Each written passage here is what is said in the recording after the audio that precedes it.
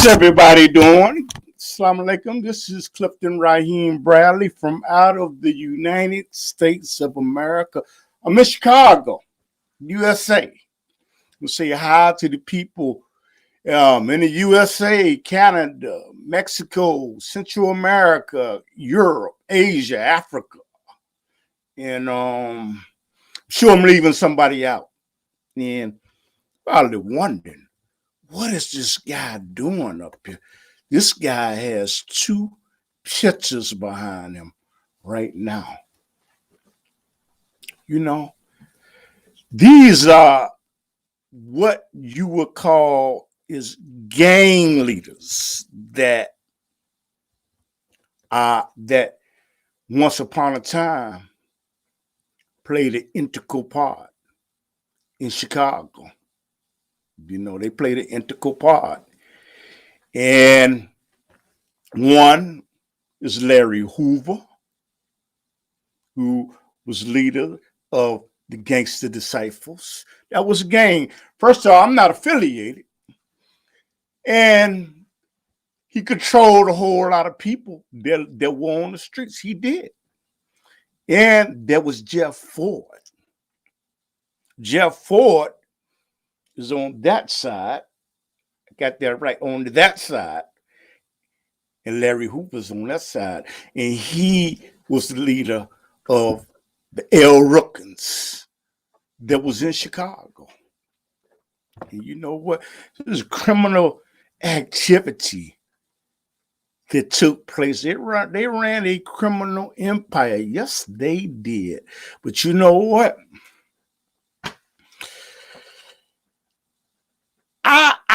I believe that the enterprises that they did run, because you know it takes some type of genius to run an enterprise.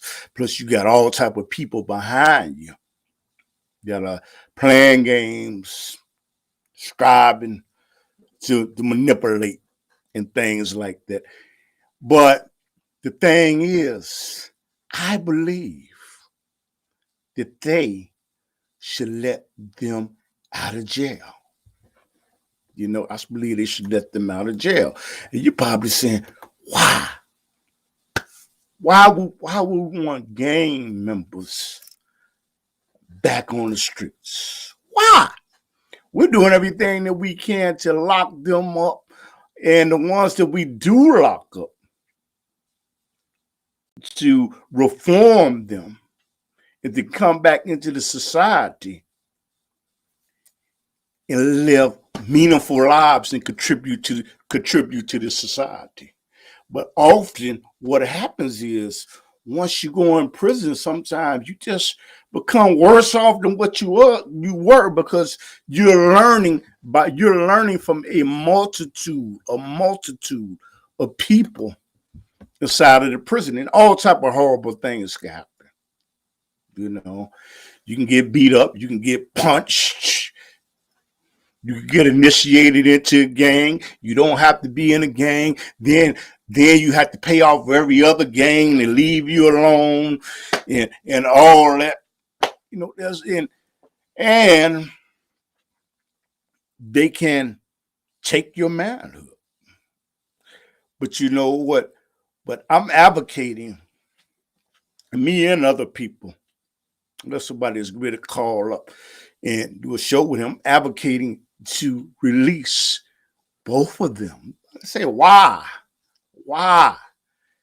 Because I believe that the structure within Chicago that is doing everything that they can to minimize the criminal activity, I believe they're failing. They're failing. You know what? I think it's about them getting the grant money. You know what? Non-for-profit organizations get grant money. They get the grant money, and after they get the grant money, they act like they can. And some of them are sincere. They are sincere. But like I say, Larry Hoover and Jeff Ford, that is locked up right now, they have control over gangs. Some gangs in Chicago. They do. They still have control. Because you know what? I went to I was invited. You know what? I was invited. It was just surprising to me. I went to Larry Hoover's mother's passage to her funeral. I was invited there by a brother named Red Ross. And you know what? I wasn't gonna go, but I said, no, you know what? Let me go. Let me go. Let me go and pay my respects, even though I never knew her. Never knew her. I never knew her. And the thing is, I went there. I was just amazed. I was just amazed. I'm telling you, it was mind-boggling to me of how many people were at that funeral. Man, you had people coming from the East Coast, the West Coast, and I said, "Wow, you know what? You know what they told me? They still have a lot of respect for Larry Hoover, and Jeff Ford. They still have a lot of respect for him." But like I say, that was Larry Hoover's mother that died, and I said to myself, you know what? And if you want to comment. You might have a comment that you have something you want to say. You might say, man, brother, what's wrong with you? Because you know something. When I looked at the influence that and the respect that they had at coming to Larry Hoover's mother's funeral, homegoing, I said, damn, you know what? They still control people out on the streets. Man, they are powerful. But I believe that that they just may have the ability to stop somebody for pulling a trigger. I believe that. But see, you didn't go to the funeral. You know what I'm saying? So I believe that they may have the influence. I believe in my heart they may have the influence to tell somebody, you know what, this is not the way to go. This is not what to do. You don't do this. And to reform. Now somebody's looking at this like, man, what is wrong with this brother? Okay, they're talking about letting two leaders get out, gangbangers get out from the street. How? What, Clip? What is wrong? Because I believe that Jeff Ford and Larry Hoover, I believe that both of them, they can influence a group of people and youth that is on a destructive path to possibly pulling the trigger. Say, you know what? Lay down your guns, man. This is over. This is over. You know what? I think that they can motivate them to go. I think that they can motivate them to go back to school, to get an education. You know what? I guess it's a different thing. The reason I'm saying is there are people out there that are motivating the people right now. They're motivating them to do good. But you know what? They can only reach a certain segment of the population because you know what? Since they have been in the streets, and you probably say, damn, that's over 40 years ago. But then I'm not contradicting myself because the thing is, they, I was talking with somebody And they said, man, they said, man, you know what?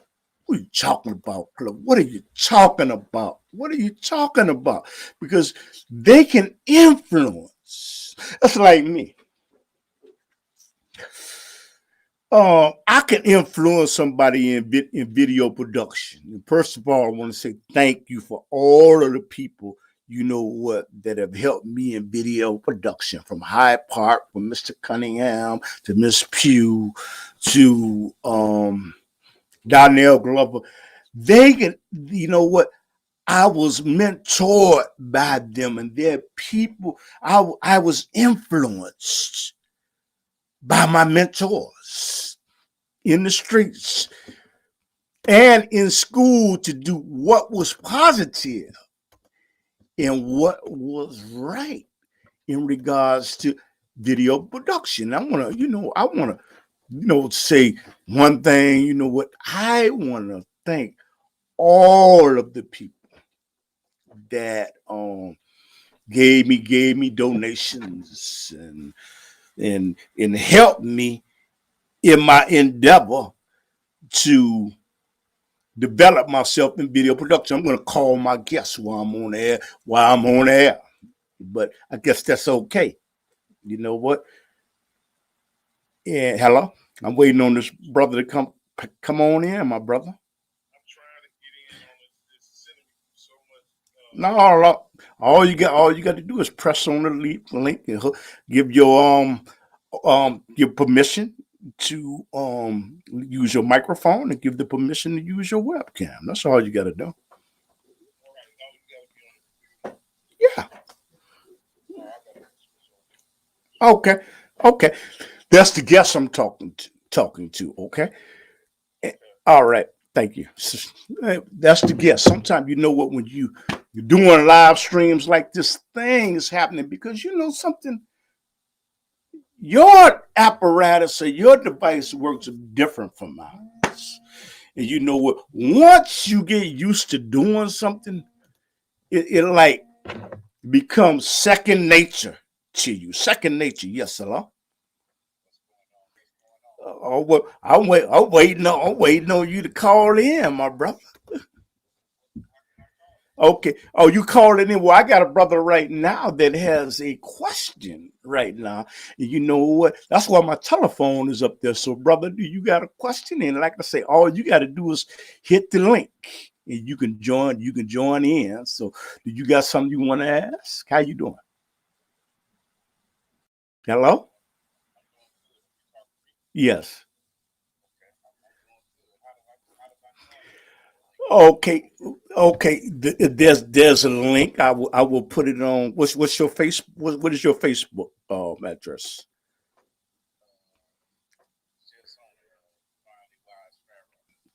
Okay, so you spell that for me. Oh, okay. I'm doing it right now. It's right there.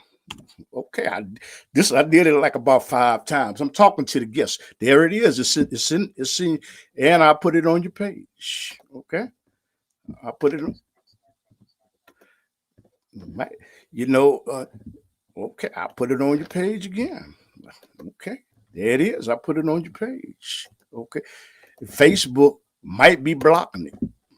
Doing how Facebook, they might be, but I just put it on your page. Okay, the link. Okay, all right. Okay, thanks. So you know what I was talking to the guests in between. Let me say something though. This is a live show. Okay, and you know what? Their apparatus doesn't work like mine. My apparatus does not work like theirs. So therefore, they might have to go through certain changes to call up. I might like if I was trying to get in contact with them, they're used to they're used to their program. I'm getting used to this program, but it was a time like Dr. Khalif Muhammad of the Nation of Islam said, I used to be stumbling and fumbling and doing all of it, But now I'm getting better and better. But I want to say a quick thank you to the people that have helped me to develop this platform by sending donations. And this platform should get better and better. But you know what? But I must get the message out to the people that have helped me. If it's one or two that appreciates what I do and they send a donation to my PayPal account, I'm going to strive to make this platform much better than what it is right now. You know what? And I say that humbly. All praises due to Allah, because I most certainly should not think more of myself than what I am, because I know that my creator is not happy with it. But getting back of the religion, you know, I'm saying humbly that I say that Larry Hoover and Jeff Ford, both of them, I believe that they can come out given the opportunity to command the people that are under their leadership to do what is right, to stray away from evil. As I said earlier, the thing is, my mentors can often influence me to do things that I would not have done under normal circumstances. Wouldn't have done it. And you know what? I wouldn't even have considered it. I wouldn't be sitting where I am right now, you know, if I didn't have people that showed me a better way. And I believe that they can show the people a better way. And I believe, I might say I'm naive. I don't know. It's okay. It's okay if you say I'm naive. You know what? But I guess you could say, and I'm hopeful. I'm hopeful because I live in Chicago. And you know what? I see killing going on in Chicago every weekend. I'm not going to say I see. What I mean is that I hear about little children getting killed. And you know what? That's not a good thing. That is not a good thing. And you know what? But guess, you know what I wonder? I wonder if my guests are being blocked by an entity that I have no control. Because you know what strange is? I'm gonna share this with y'all. I sent both of them a website link. And all they had to do was tap on the link. You know what? To give their microphones the permission and give their audio the permission. And they come right in. But there may be somebody that has the power to say, you know what? We're not going to let this message get across. We're just not. And the people that had testimonies about to reinforce what I believe and what this show is about, they were not able to get in because I spoke to them. Okay. Now, see, believe in conspiracies. I mean, the NSA. The NSA exists. They exist. And they, you know what, they're listening to telephone calls, they're monitoring the internet, they know everything. So that is a possibility. That's a possibility. Okay.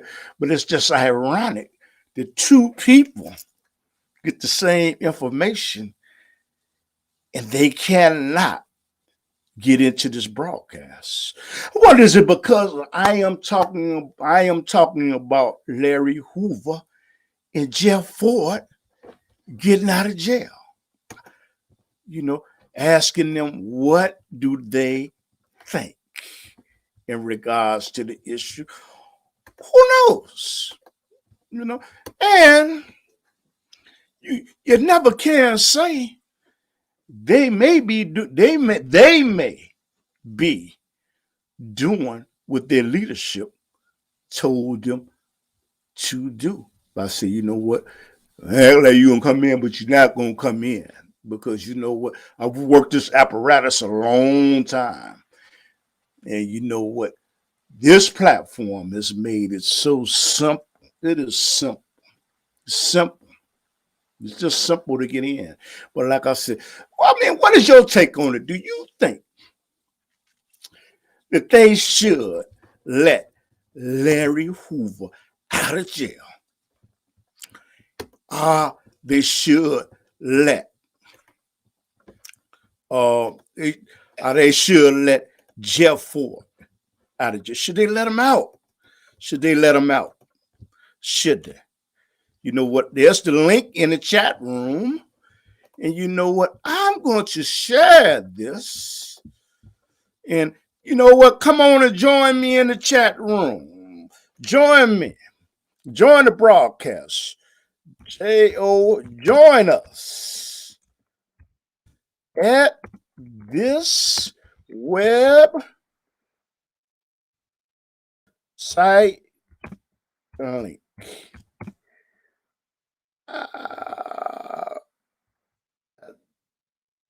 Okay, the link is right there where you can join me.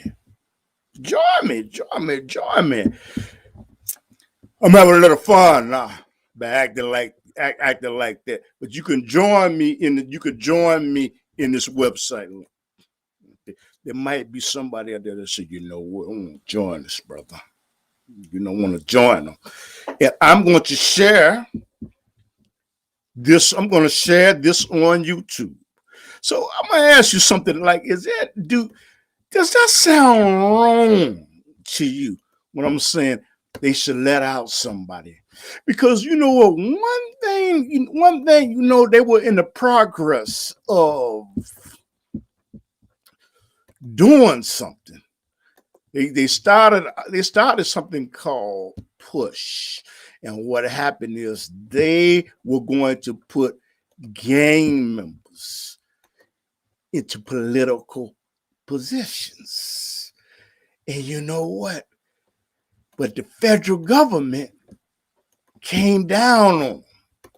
So if this does not sound right to you, because I had some brother that said, you know what, man, there's too many positive role models to put these brothers back on the streets. I don't agree with that. I do not agree with that. But if I'm wrong, just let me know.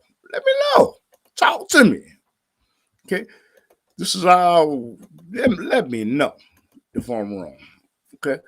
But you got people like I believe, you know what I also believe? I believe that there are some brothers out there that say that they want Larry Hoover and Jeff Ford to get out of jail. But in their hearts, I'm talking about there may be people that are beholding to Jeff Ford and Larry Hoover. But they say to themselves, you know what? I'm gaining, I'm benefiting. And you know what? If they got out of jail, I could lose my power.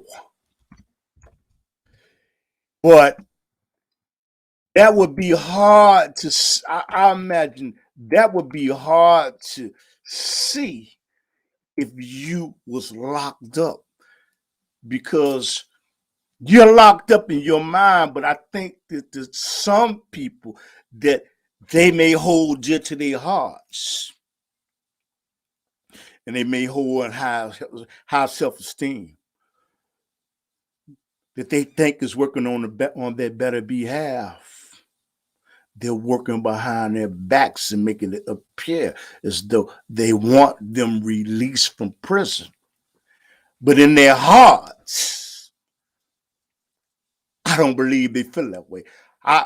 You know what? And I could say some examples, but I'm not going to say any examples because I am not affiliated. I'm not affiliated. And you know what? I'm not affiliated, so therefore I'm not going to say that. But like I say, the L. Rookins are still, they're alive in Chicago, Illinois, in the United States of America, and they're a very powerful organization. But you know what? But these two people behind me, the enormous organization, and they still call the shots today. They call the shots. They call the shots. And you know what? That's the way it is. So, like, if you want to call up and you got a question, please call me. My telephone number is 773-416-7555. You know what? Something that I was remembering something that once upon a time, the Jeff Ford, he helped Mayor Daley get votes. He helped them get votes. Okay. But people that just don't read, they don't know. Okay. They don't. And Mayor Daley used to belong to a gang called the Hamburgers. Okay. But none of their leaders really went to jail. Michael Madigan, according to what I read, who used to be the Speaker of the House for Illinois. He belonged to the Hamburgers, and Mayor Daley belonged to the Hamburgers. Former Alderman Jones told me that. He said it's a lot that people just don't know because they don't read. They don't read, and I thank Randy Evans for that. So, like I say, so if you want to leave something in the chat room, beautiful. Leave it in the chat room. Leave it. And like I say, there's a lot that's going on. There's a whole lot that's going on. That's what I will tell you. There's a lot that's going on. And I look at, you know what, I was looking at something. Larry Hoover and Jeff Ford. Okay. So they had some of their people sell marijuana. You know what's strange to me? Just about everything that was illegal is legal now. It's legal.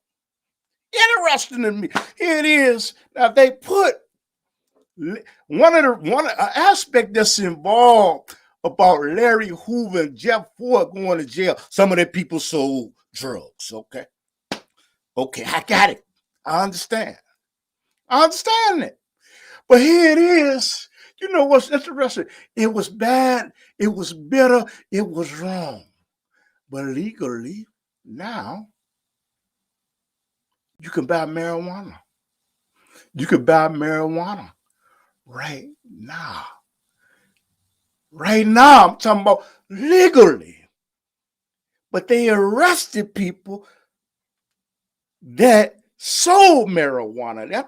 And you know what? That's interesting. But it was bad. It was evil. It was that. And you know what? Used to run gambling houses once upon a time. And it was illegal. But you know what? Now they got the lotto, they got the boats, they got scratch offs, they got bingo that they play in church. They got all this. You know what? It's legal now. But you locked them up for that. And I ain't gonna say Larry Hoover and Jeff Ford was into selling opioids. Okay, but it was so evil. It was a vice. Now it's legal. It's legal. You know, talking about killing somebody, that you know what? That's wrong. That's wrong. Okay, that is wrong. Killing somebody, but you know what? Police officers, you know what? This is a fact. This is not fictitious. This is not something that I have just made up. It's not grandiose. I just made this up. They have done things, and you know what? What's even by mistake, and you know what? Things happen by mistake. Okay. And you know what? They kept their jobs. They didn't get locked up. Okay. So the same things that you accusing these brothers of, okay, society has done the same thing. They've done the same thing. Same thing. Okay. But you lock up Larry Hoover, the leader of the GDs, the gangster disciples, and you lock up Jeff Ford, the leader of the L. Rookins that used to be of the Peace Stone Nation. Okay, there are all type of other gangs of different nationalities that promote hate. Okay, and you know what? You know what? The society didn't bat an eye to us saying, you know what? Let's round up these gangs, these groups that support hate. I'm not gonna call no group because you know what? Everybody knows. You know what? People of knowledge know what I'm talking about. They know what I'm talking about. You didn't think about that. That's like Kurt. There was a congressman in Illinois. I think his name was Kurt, and he said, you know what? What we're gonna do is we're going to start people that belong to the GDs and the gangster disciples. We're going to start rounding them up and impounding, taking their money, send them to jail. But I never heard him bat an eye about groups. They're groups within Chicago. They're groups that practice hate. And I'm not practicing hate. All I'm doing is giving an observation. Okay, because you know what? I can read. I mean, damn it, I may not be the best reader in the world, but I can read. Okay, but I never heard him say anything about rounding up groups that were hateful towards other nationalities, other groups that want to ostracize because they happen to hold a different ethnic background. Never heard him say that. I never heard him say that. But you rounded them up. You know, and you know what? For the Latin kings out there, in Chicago, I want to say about y'all one thing. You know what? When the COVID went on in Chicago, okay, one thing y'all did, y'all protected the businesses in Chicago. I'm talking about with the Latino, a lot of minority Latinos live on the side of California in Chicago. And you know what? They protected. They said, oh, no, you won't tie this down. You won't tie this down. But you know what? I was astonished in Chicago during the COVID. There were so many black businesses that, man, I mean, the black businesses just, a lot of businesses were lost. But you know what I noticed? One thing about the mayor of Chicago. I noticed. And you know what? I read and I can observe, okay? The protection that they have for downtown Chicago, where commerce is, business is, they were protected well. And there was minimum damage did opposed to the inner city on the west side and south side and all that. And I wondered to myself, let's wonder what's going on, because you know what? It's almost like you get better protection on the north side of Chicago opposed to the south side and the west side of Chicago. Now that's known. That's known. That's not an accusation. That's a fact. I hate to use the word that John Belushi made. That's a fact, Jack. Okay. So the thing is, brother got a question. Look, I don't think it's wise to let a horse out and lead the buggy because the buggy is lost. Okay. You don't think it's wise. You don't think it's wise. I think it's wise. You know why I think it's wise? Because you got young boys out there that are walking down with their pants pulled down to their butt. And you know what? And carrying guns. If they can stop one person from pulling the trigger, it's not worth letting them out. If they make a pledge, if they do anything that is criminal, heinous in this society and culture, you know what? They're going right back to jail. They're going right back. There's nothing wrong with that. There's nothing wrong with that. There's nothing wrong with that. Okay, I'm gonna read so y'all can see. I respect the Latinos sticking together and protecting the neighborhood. In my opinion, the reason why many races don't deal with blacks of culture is issues not just racial. Yeah, I mean, I totally agree with you. I totally agree with you. You know, one problem I have, you know what? I love that the Latinos stick together. I love it. I love it. It's just too bad that blacks don't stick together. One thing that kind of bothers me, now this is my observation, this is opinion. This is not a hateful opinion.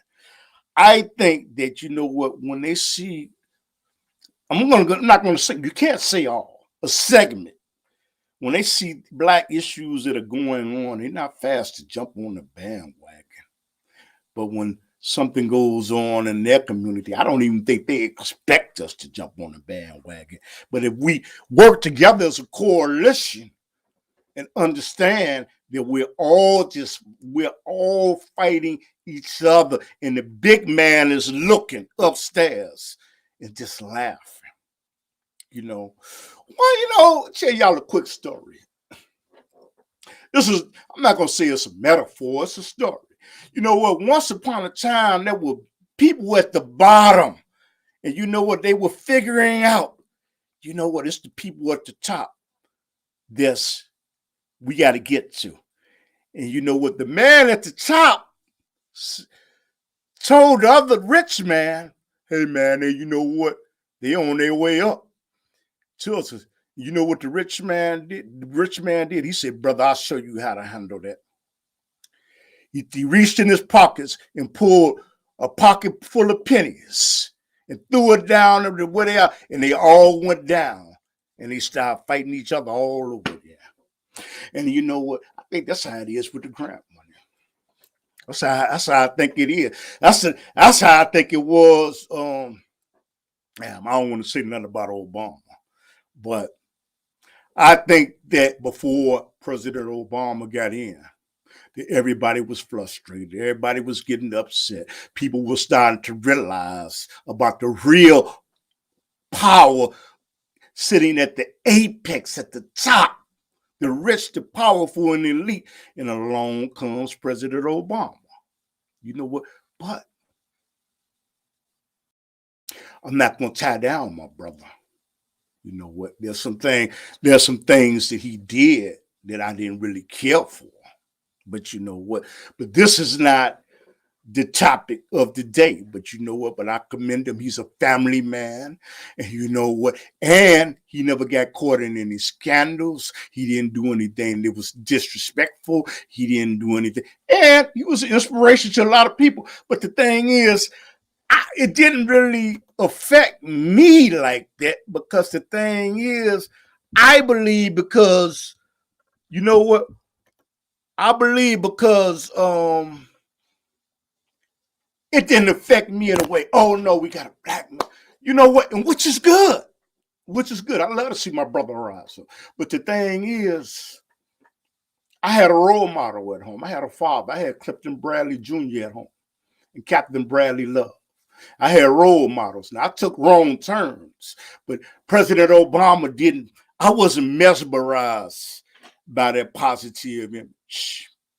You know what? Actually, I was used to it. But you know what? By saying it, I'm not gonna put him down. It was just, you know what? There were policies that he made that I didn't agree with. But that's for another show. But you know what? But getting back to Larry Hoover and Jeff Ford, they are in jail for the rest of their life. You see a broken wagon. You said something about a broken wagon.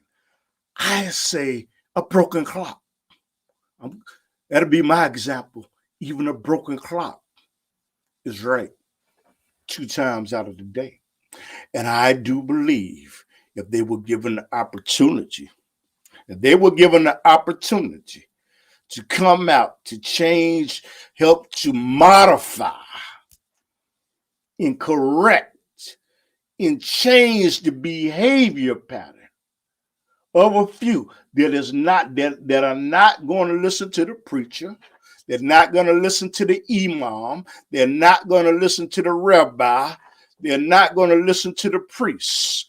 They can change somebody's life and they can stop somebody from pulling the trigger. But not only that, they can not only save that person, but they can save a whole generation. That I believe. I believe that.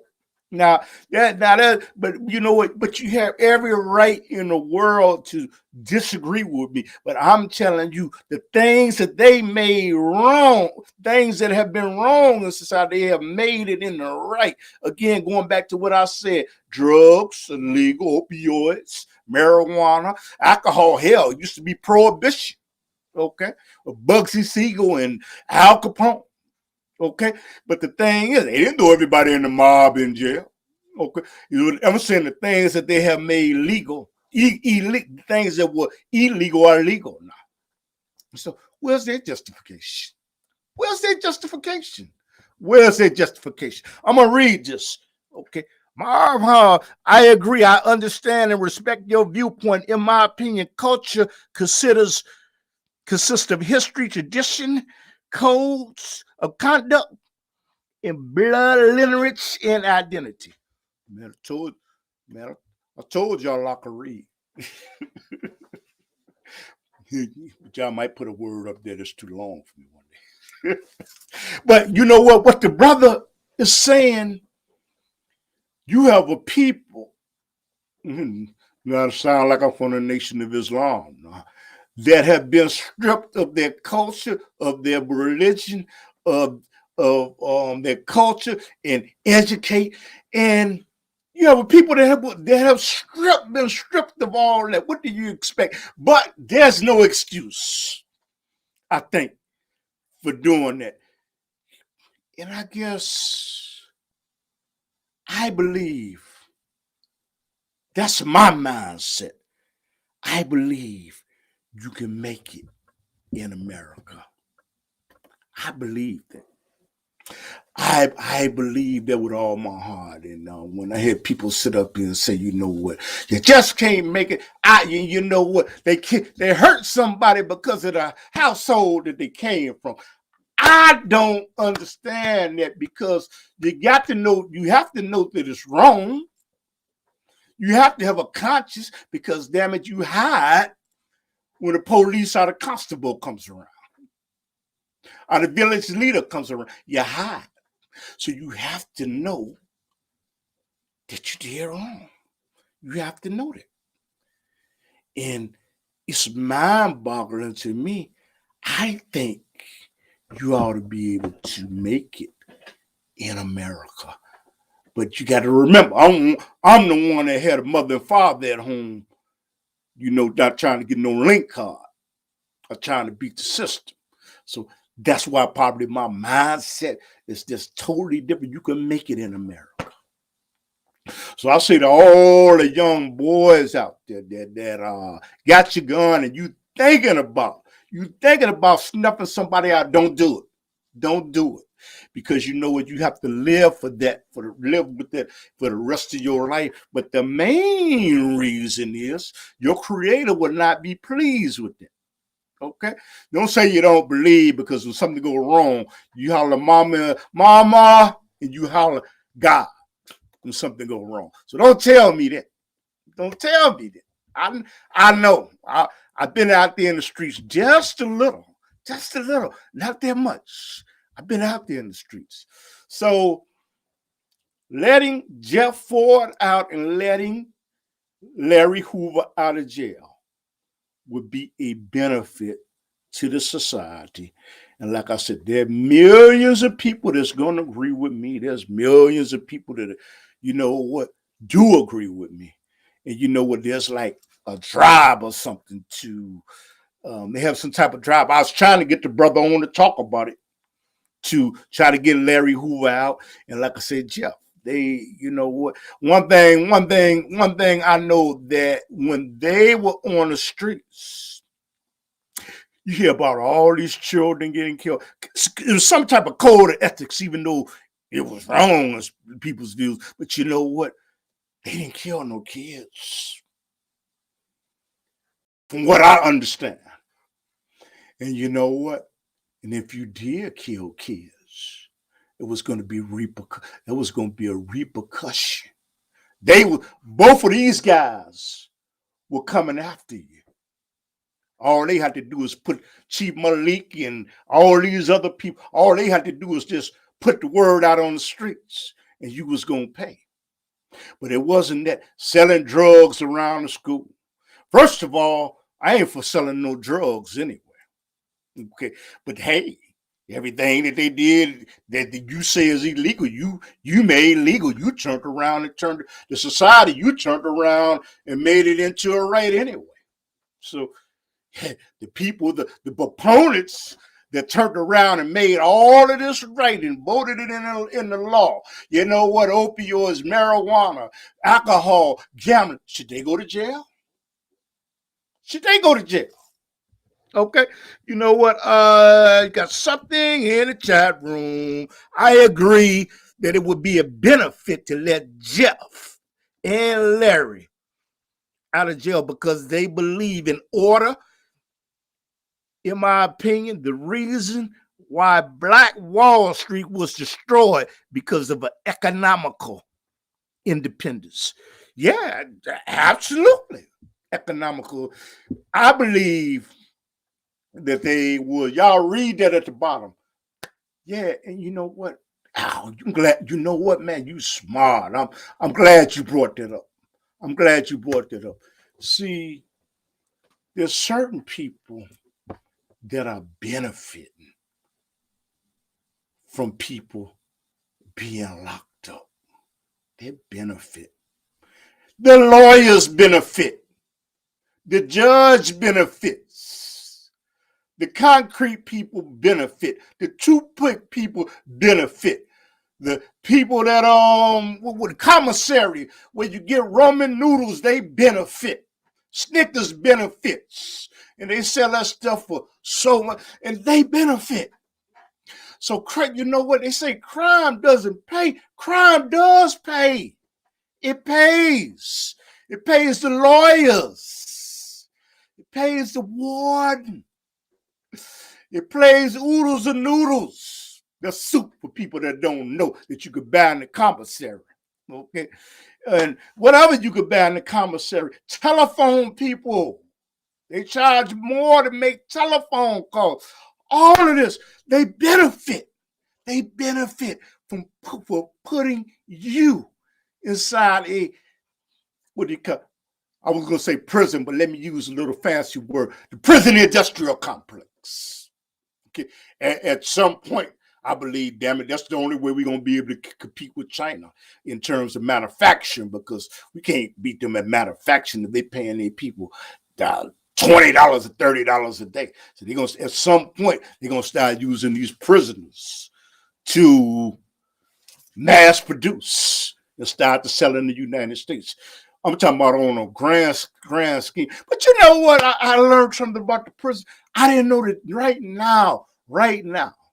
You know, I had a partner named Brother Boys Yelps. He has a television show that comes on. He used to have a television show that comes on Can Television. I didn't know that you could invest in the stock market. I got a call and somebody might have a comment. Yes. Hello. You know what it's saying? Join. You have to give the camera permission, and you have to give the audio permission. You have to. You have to give it permission. And if you don't give it permission, it's not gonna work. Okay. All right. So I was saying something about the prison industrial you know what? I lost train of thought. But you know what? I'd say something about Joe Biden. Y'all laugh about him forgetting. Hell, I just forgot. Fox Television kills me. You know what? Because I look at Fox Television just to hear what others. They say he's forgetting. You know what? You keep on living. We gonna all forget. Because you know what? Sometimes I might lay my keys down and might forget where I put it at, and I might have just put it there a minute ago. It's okay. You know what? I'll talk about Joe Biden for 1 minute. I want to give Joe Biden a clap. I think that he's a good man. And you know what?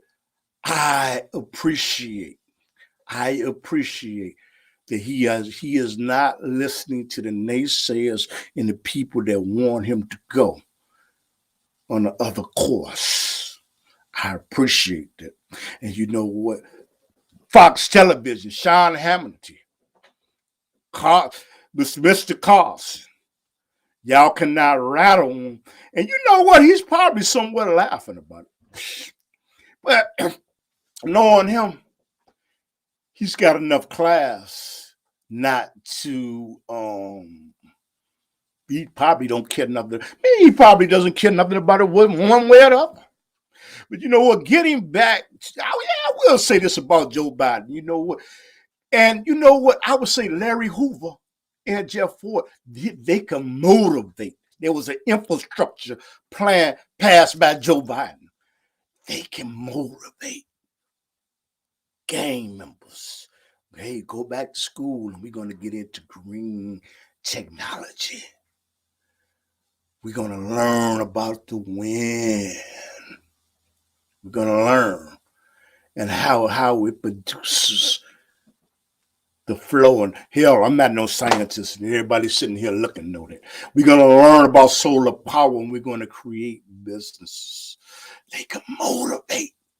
They can motivate to the point where the preacher can't do it. The imam can't do it.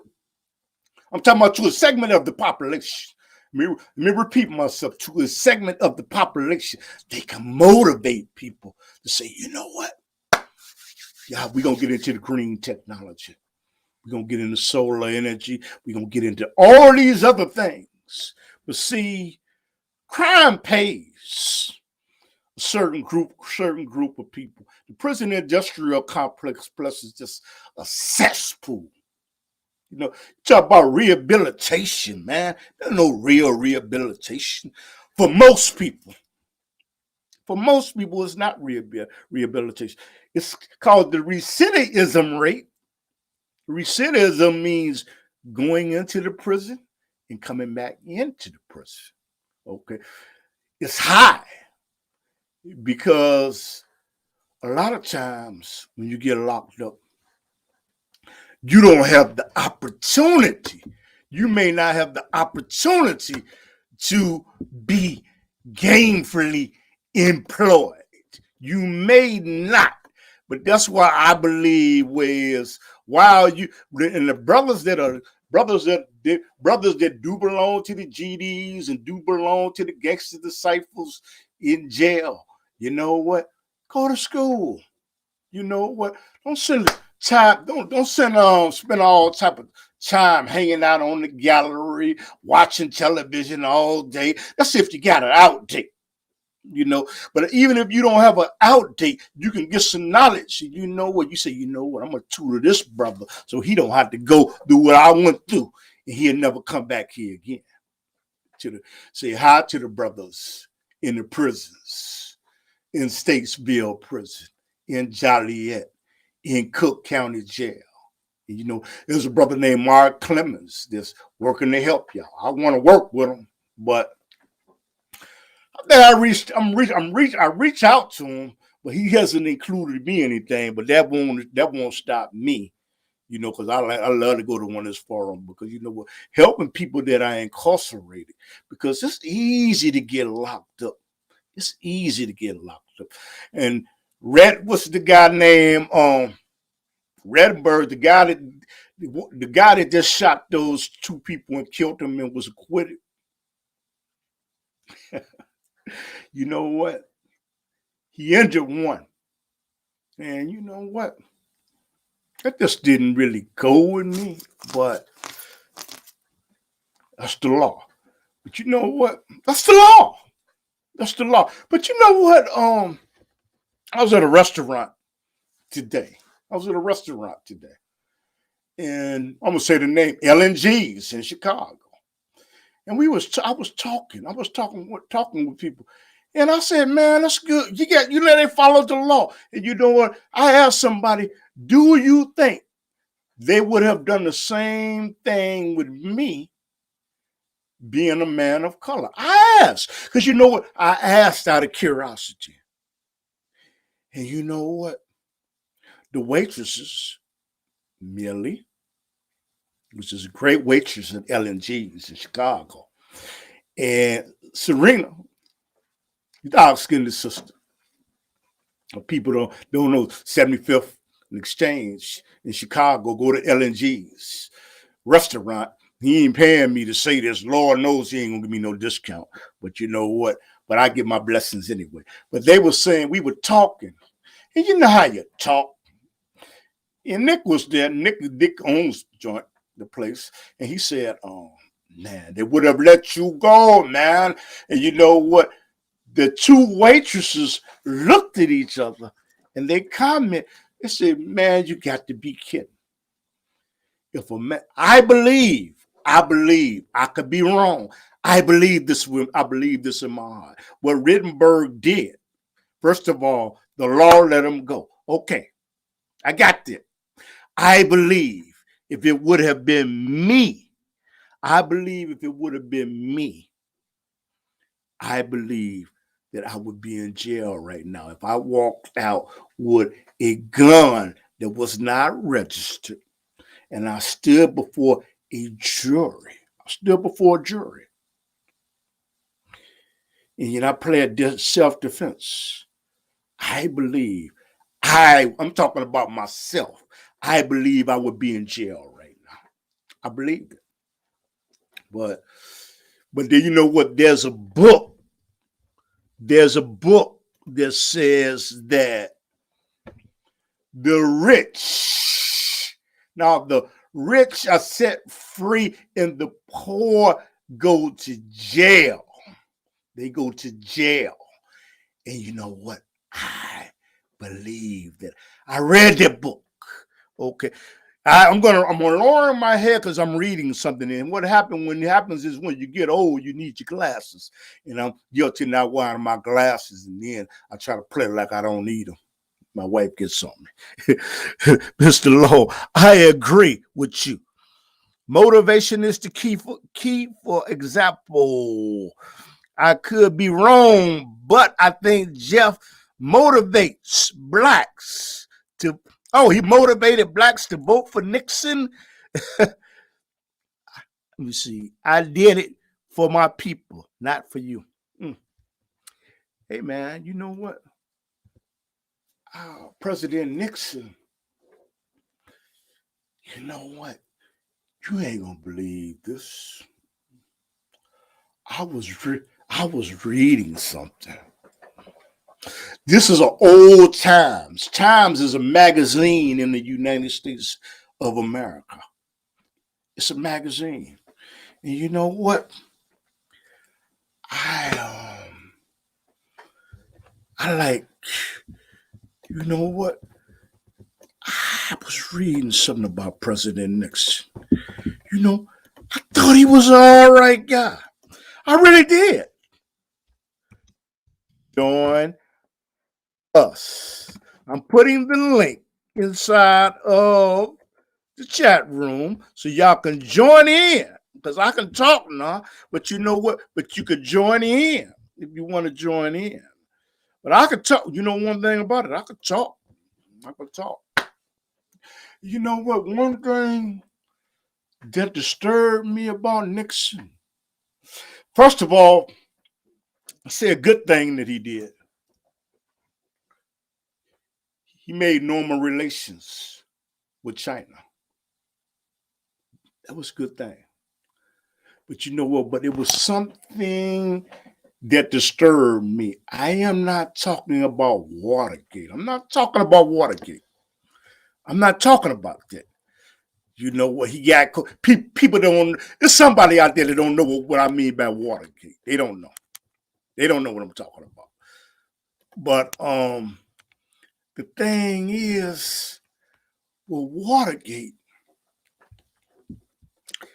he has some, because he was fearful that he was going to lose the election. He had people break in. Oh, here come my guest.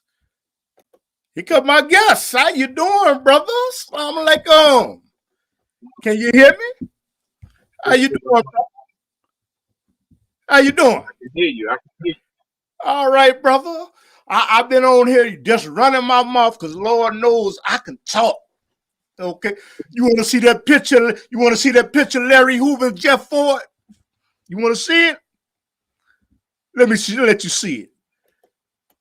Oh no, let me say. Oh, there you go. Okay. This is. I see it. There you go, brother.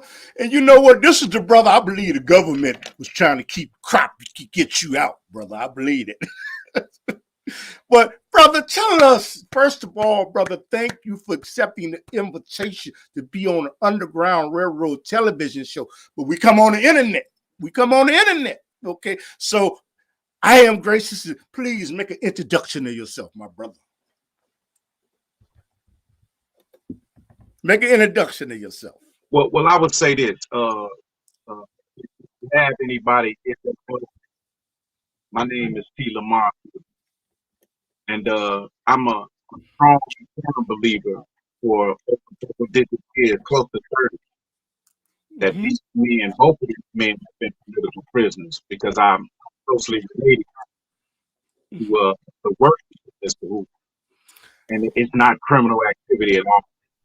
It's more like back in the days when we had Jesus, and the powers that be were people of Jesus' power. First of all, you know, brother, I'd like to ask you before we get down with it. Tell us basic information about Larry Hoover and Jeff Ford. Well, both of them have similar, very, very similar visions. Mm-hmm. As a matter of fact, they cut from the same cloth and almost come from the same neighborhood. Mm-hmm. Mm-hmm. They're not men that disagree with each other. As a matter of fact, they used to sit down at the same table together. Mm-hmm. It's a lot of discrepancy where the brothers, believe that some brothers believe that at one time Mr. Hoover was stone, which is not the truth.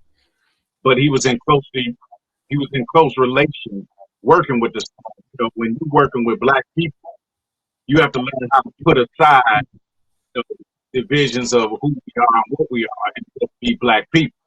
Mm-hmm. So some people can't get past that. So they feel like you're standing with the stones and you're working with the stones. If you're standing with the Vice Lord and you must be a Vice Lord. If you're standing with the Latin Kings, you must be the Latin King. Now, that's not what was happening. Those people sitting down at the table doing something in conjunction and together for black people, because that's how we have to stand. When the police ride down the street, they don't see arresting the stone, arresting the black disciple, arresting the gang disciple. They say, and they see arrest that nigga. Yeah. So at this point in time, just like you and I, we have to be together, unified. And the enemy, why is it not? Why is it not in the enemy's benefit that we unify? Why is the enemy doing everything they can to keep us defragmented, to keep us splintered off? When you got two powerful brothers like Jeff Ford and Larry Hoover that can bring us together, why are they working to not let them out? And what is your organization doing? I can say this. Right now, if you want to know what our organization is, we cancel everything that used to be secret and in the dark. So everything is public venue right now, because whenever you have something secret and in the dark, that means that you have something that could be, according to the powers that be, could be illegal. So we want to make everything transparent. As you can see right now, we have a lot of celebrities that are barking up the right tree when they're saying that this is a free Larry Hoover, so that we can get this man, home to his family. Not as a gang member or a gang leader, but as a grandfather, a man that is in love with his wife, and his wife stood behind him for over 40 years through this stuff that he's going through. Of course, people do things wrong. We're not questioning that. But there's a certain thing in this life called rebellion, reinstitute yourself into society. Just like when you have a Biden. So we voted Biden, the American people voted Biden for public president, but in reality, you forgot that Biden was the one that wrote the crime bill. Mm-hmm. So there is a certain thing that you have to understand about, when you forget. Mm-hmm. When a man's goods outweighs his wrongs, or a man is given a chance to do good on top of, rectifying his wrong. And we want that same love and that same honor for Larry Hoover. Yeah. And the thing is, man, it's like, my question to you is, everything that the system has made legal was illegal then. So they made opioids legal, but it used to be illegal. How come? Well, I don't understand. I'm giving you some examples. Things that were illegal, the system has made legal, like marijuana, okay? Alcohol, prohibition of things, and they have turned around and made it into good. So was Larry Hoover them really doing bad? And Jeff Ford. The things that were illegal, they've turned legal.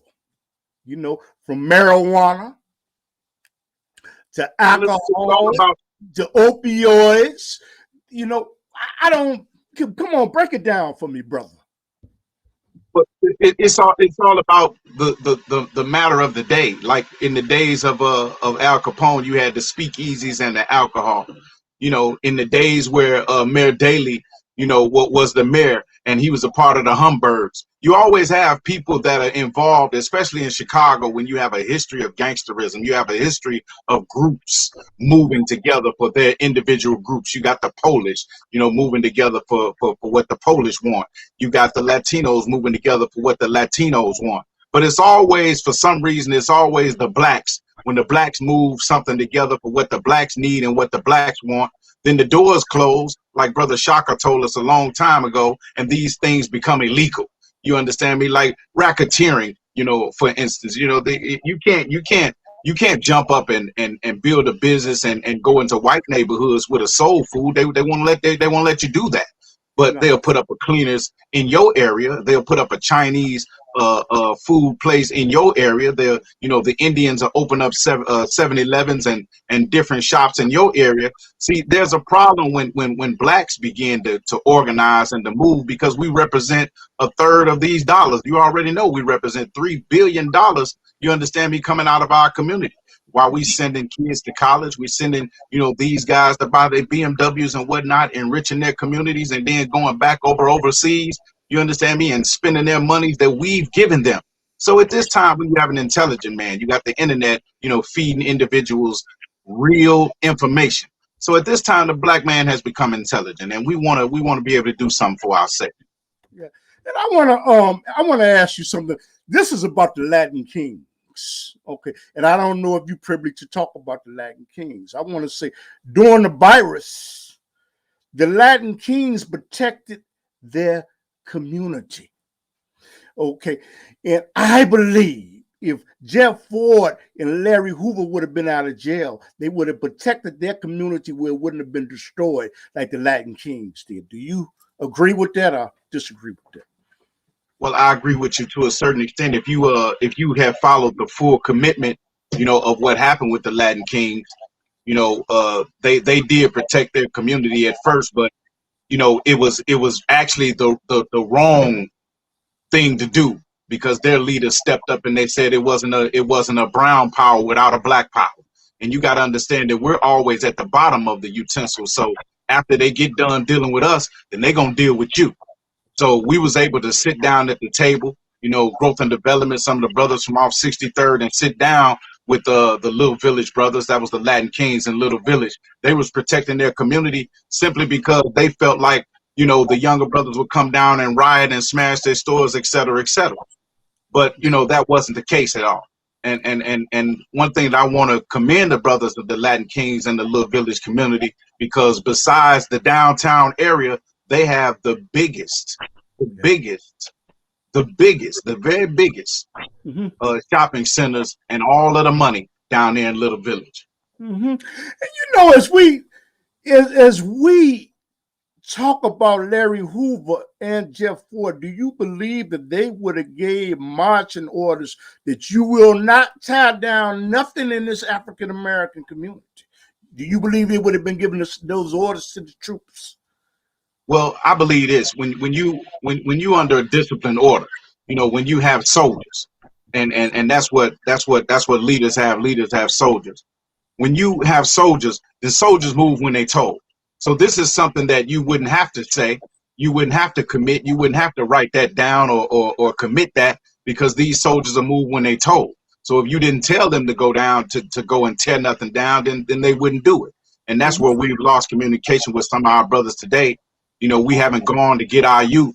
We haven't gone to get, our nephews and our cousins and our sons who are younger than us that listen to us, because we've just decided that we're going to live the way we want to live, and allow these brothers to grow up without having any guidance or direction.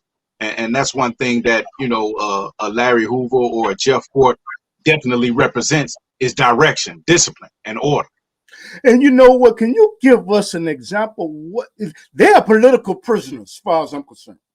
What are they going through right now? Because you may come in contact with them, or you might not be privileged to say that. I don't know. No, I'm going to say it, but I shake my head because it's sad. It's sad what they're going through right now. Jeff Ford and Mr. Hoover is locked up in the most secure prison in the United States, man. What's the And name? when I'm saying that, I'm saying that they don't have no physical contact at all, not even with guards. For 23 hours a day, they in a cell, and they dealing with concrete and steel.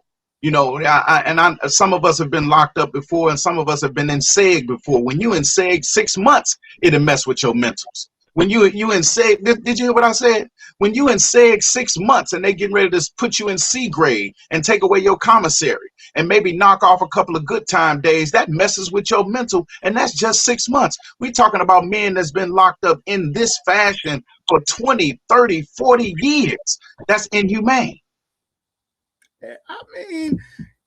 I mean, you know what? It's mind-boggling to me. And what I would like to know, I remember when Larry Hoover and Jeff Ford was out there, young children that are being gunned down in the streets, and there used to be a code of ethics. If y'all gun down these children, you will be taken care of.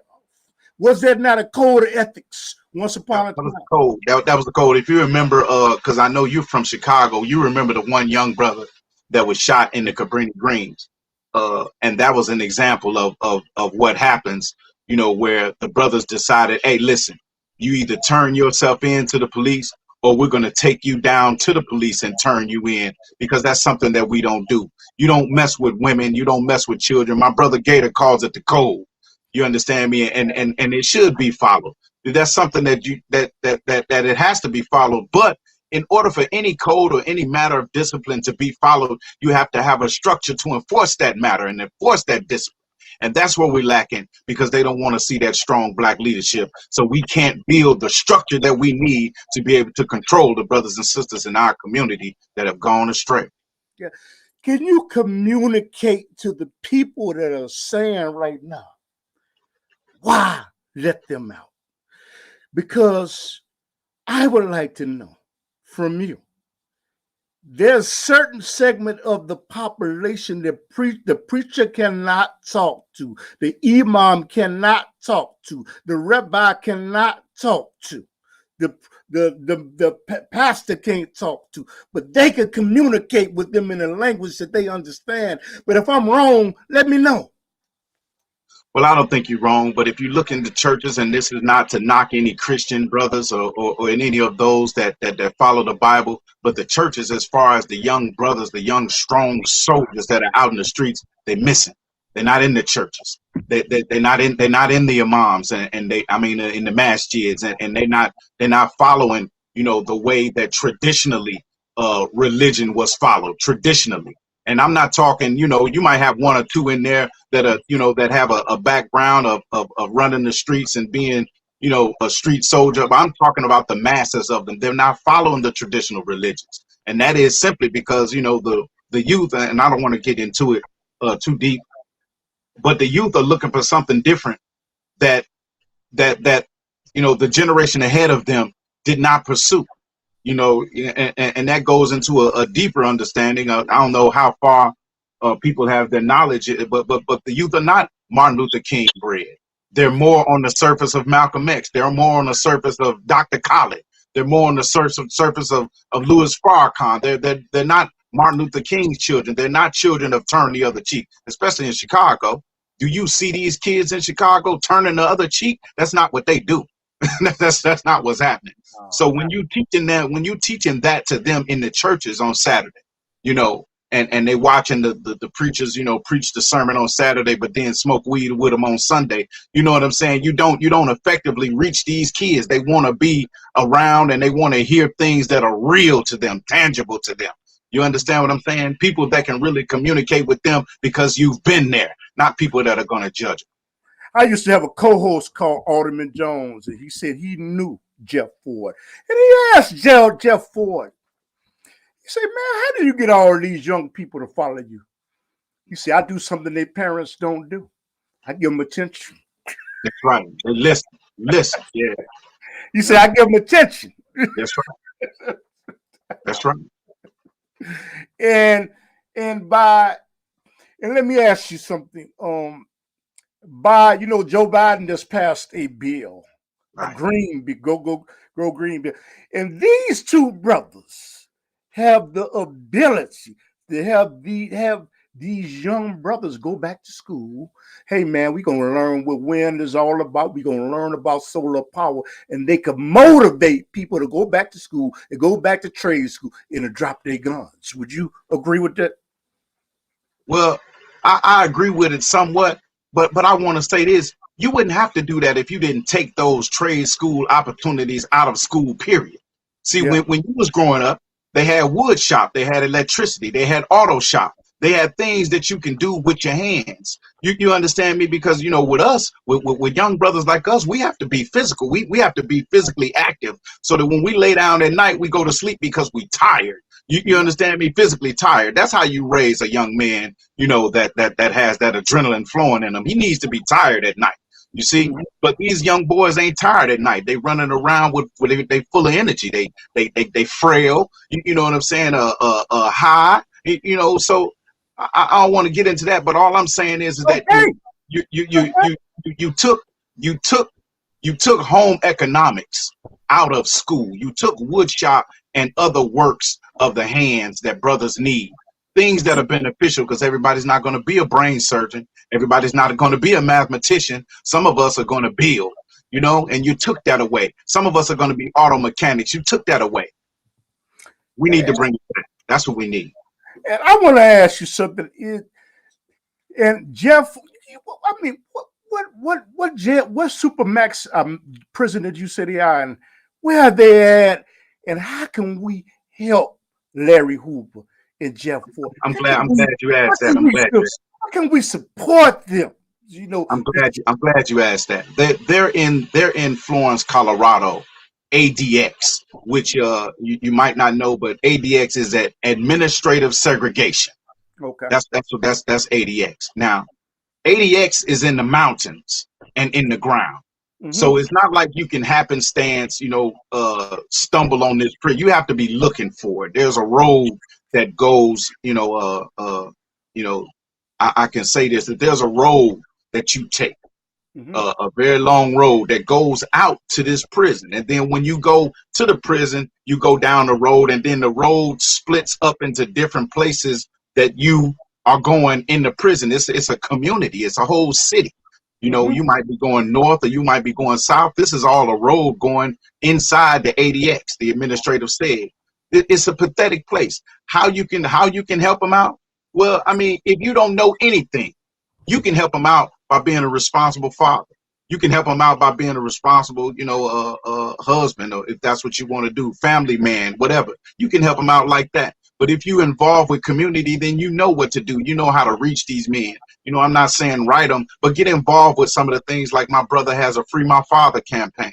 And then we're doing this concert, and you already know that. And I wanted to talk about it. Where's the concert?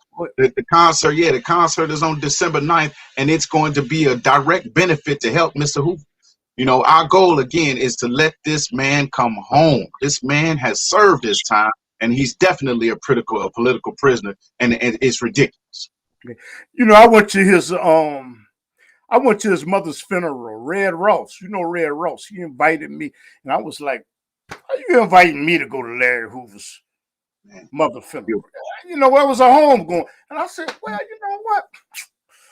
I went. You know what? I was amazed at how many people from different affiliations, Exactly, from different parts of the That's United right. States." And you know what I said to myself? This man has power and still has respect. Right. And he still controls a certain segment of these groups from within those walls. Is that not true? Well, I want to say this. You know, he's not in control of anything. You know what that is those are the old individuals that used to be, you know, actively involved, and they have a certain amount of respect, you understand me, for him when he was actively involved. So that's a group thing. That's a group membership, kind of like you got to respect from some of the brothers that you used to be with, you know, when y'all grew up, some of the things that you've done, some of the things that you all been involved with. But that doesn't necessarily mean that you have control to this day.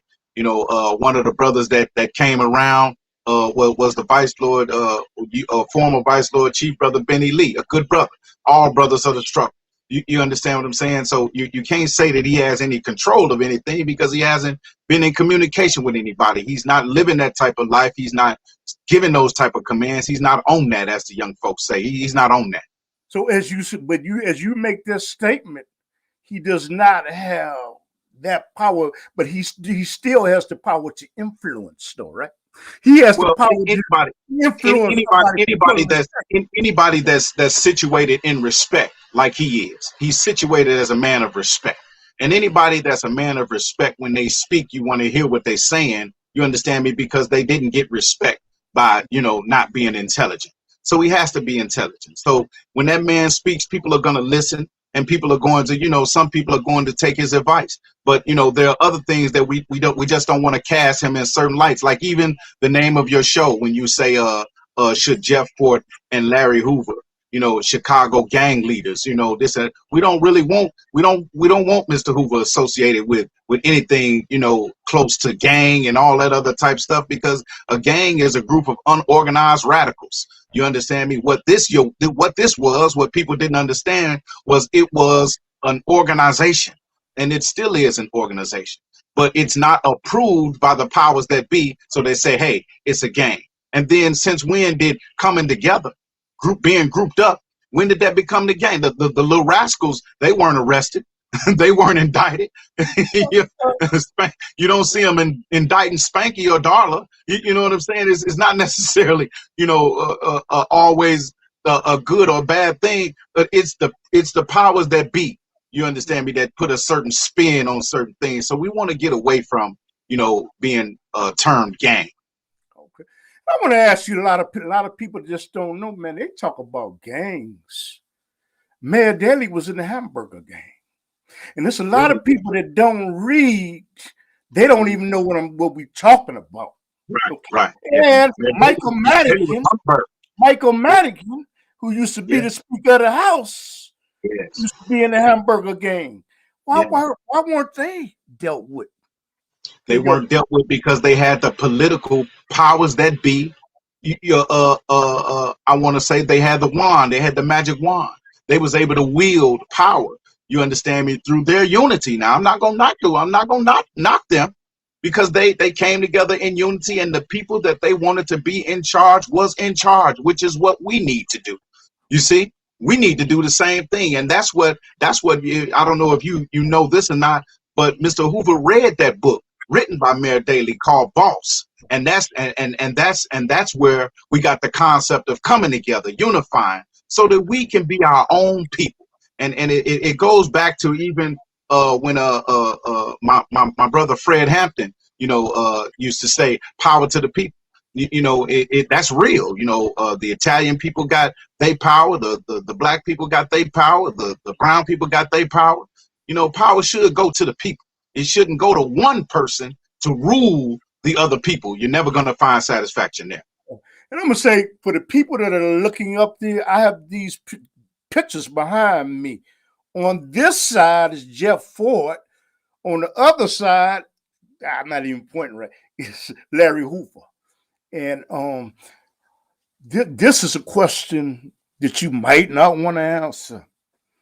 I believe there are people that are influential within some of these groups, and they said they're working on the behalf of getting Larry Hoover and Jeff Forte out of jail, but in their minds, they really don't want them out of jail. They're insincere because they feel that they will lose some type of structural power if they got out.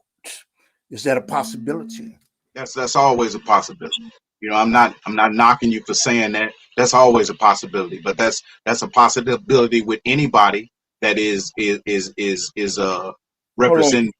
You got a call. Yes, go ahead. Okay.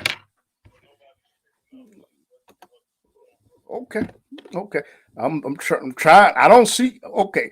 Now I see you. Okay. Now I don't see you. No, I don't. I'm sorry. It's a caller. I don't see you here. I don't see you. Okay.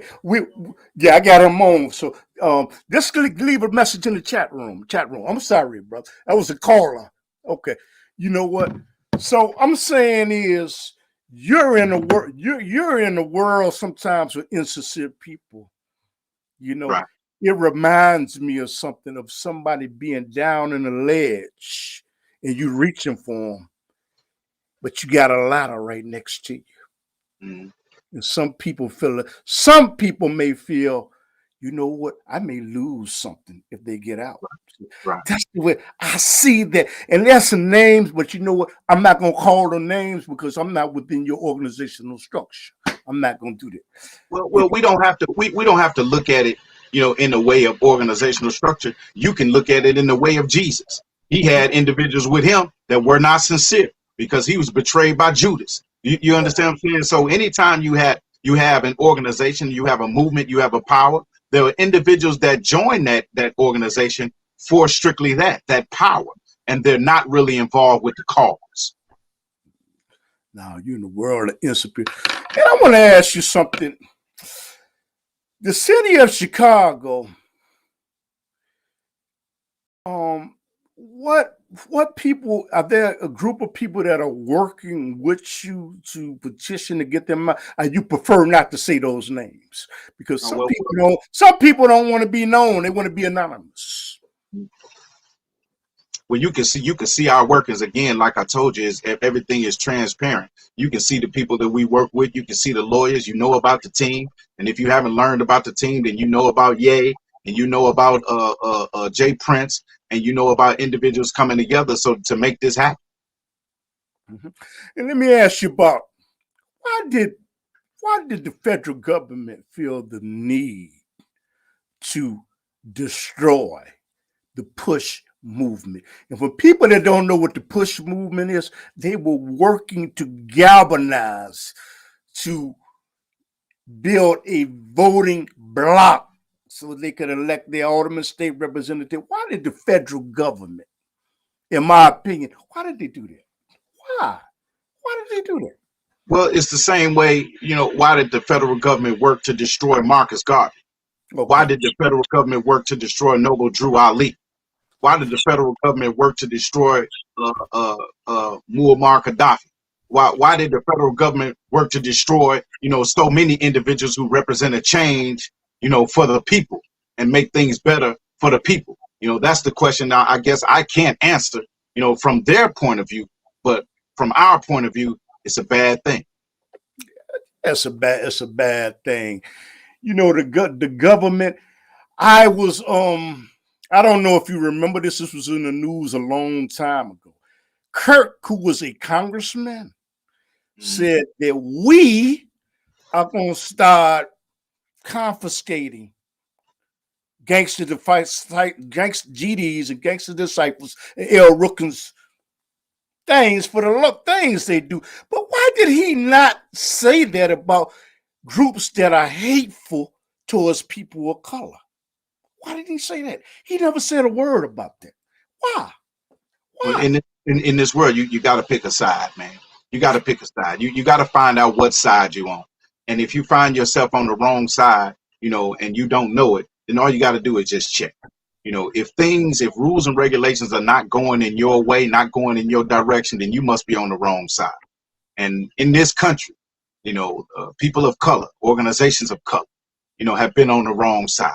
You understand? Because when you have a Rittenhouse and his people, they on the right side.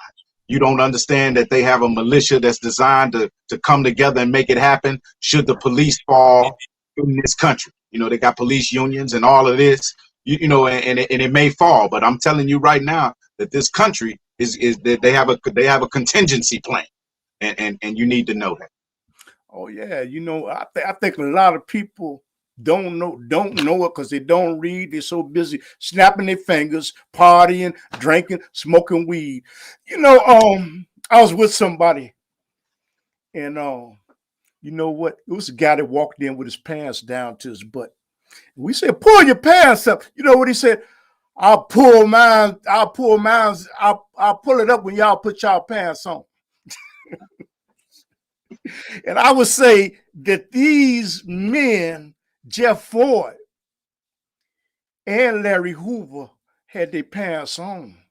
And if they could run and organize like that, if they got out, they would be a benefit to the society, not a detriment.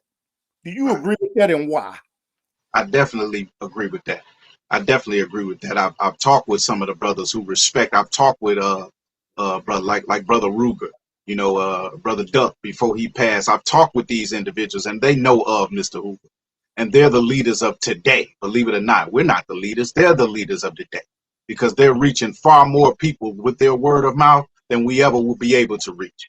With their songs and their music, they're the leaders. So when you communicate with them, and they communicate with their fathers, and then their fathers communicate with us, and we communicate with him, the trickle down effect can happen. The old African or spiritual Negro or whatever, can tell his story through our stories of chime and rhyme. You'll be able to understand what it is that those older brothers are saying, because everybody will be working together. Okay. And you know what? People that are looking at this broadcast, I would like for you to share this broadcast. You know what? There's a button, press to share. Because you know what? We have to support Brother Larry Hoover and Jeff Ford, Jeff Ford and Larry Hoover. I don't want to say both of their names opposite each other, because you know what? Both of them are important to the African American community and to the world. We have to work to try to get them out of jail. They should not, because they have so much knowledge in their heads. Let me ask you this question. There's somebody that's looking at this saying, man, why should we let them out after they controlled and did all that wrong to them? There's somebody looking at this and they're saying that, can you appeal to them? Well, I definitely can. And you can too, because what man has walked on this earth and hasn't done any wrong? As a matter of fact, the Bible, I like to refer to it because most of our people are Christian. Who without sin, he without sin, cast the first stone. You know what I'm saying? So in other words, if you've walked this life perfectly, if you haven't done anything wrong, then that's the only way that you will be able to say that these men should not come home. These men were misunderstood because what they represented was the unity of our people. And they did it in the fashion, you understand me, that was not acceptable to the powers that be. So when I asked you earlier that you have to pick sides, it's only because you're getting information from the wrong side, brother. That's the reason why you don't have a passion for these men. If not to go too deep, but go ahead, come on, get down with it. You're just on the wrong side of history. If you remember the account of Shaka Zulu, what side was you on? Because it was Shaka Zulu and that episode that created what they call the Africanos, the South Africans, them white Africans down there. You know what I'm saying? It's about what side you on. And that's where we have to understand, pick a side. Pick a side. And then they talk about I'm talking Jeff Ford. He was so bad. He was so terrible. Yeah. Well, if he was so bad and he was so terrible, why was they giving him money? Yeah. Why did Mayor Daley ask him to help give votes? Why did Jane Byrne say, you know what? Help me get votes. If he's so bad and so why? Tell me, because a lot of people don't know that because they don't read. Yeah. People that don't know who Mayor Daley is, he was the mayor of Chicago, and Jane Byrne was the mayor of Chicago in the United States. So please educate me, brother. No, well, that's what it is. People don't know about Jeff Ford. They was giving money to Jeff Ford. Jeff Ford was giving government grants to operate the El Rookins and the Black Peace Stones. And where they fell out with Jeff Ford was because they felt like he had misappropriated funds that they was giving him, because he took those funds that they gave him and he did what he felt like he needed to do in order for his people to stand up and be strong. And even now, these pictures that you got of these men, of Mr. Hoover and Jeff Ford, these are the legendary pictures that they show when they show Jeff Ford and they show Larry Hoover. But these men don't look like that no more. These men are old now. These men are going through what old people go through. You know what I'm saying? The health wise, bone wise, age wise. They like to show the men strong like this, so that as they continue to keep them in cages, then you won't have a fear, or you won't cry a decree of inhumane treatment. You understand me, of how they got these old men now. I'd like to ask you something. This is not related to this. We live in Chicago. I'm assuming you in Chicago. Yes, sir. But I would like to ask you, this is about Mayor Lightfoot. I'm not going to talk about her persuasion, because you know what? That's her own business. I would like to ask you something. Why are there certain set of rules for the north side and the south side and the east side? For example, I can't walk down the streets with a beer, drinking it on the south side or east side, but I can do it on the north side. I can't walk down the streets with a joint, which I don't smoke, on the north side, but I can't do it on the south side or east side without being arrested. I can park and don't put nothing in the pay box when I'm at the beach sometimes and not get a ticket, but on the south or east side, I can't do that. Why? Why?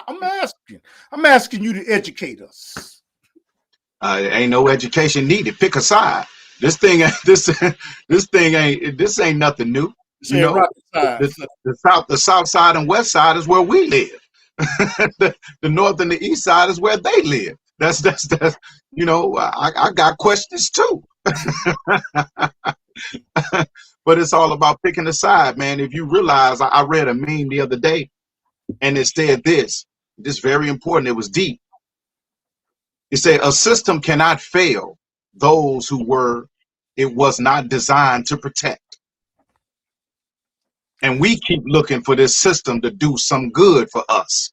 And that's where our mistake is. You know, we keep asking these questions, we keep rioting, we keep throwing up our hands and say, that's not fair, that's not fair. Well, I don't, you know, at what time are you going to wake up and decide that you got to do for yourself? And that was the problem that we had. I know this is going to be controversial, what I'm going to say, but that was the problem that we had with Martin Luther King, because Martin Luther King came to integrate.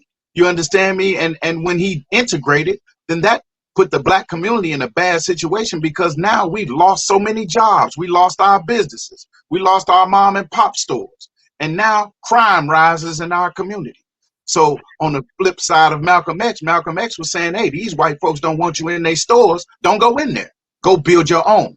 See, you go build your own. Now you employing members in your community. You know, so it's a big thing. You got to pick sides. You got to pick a side.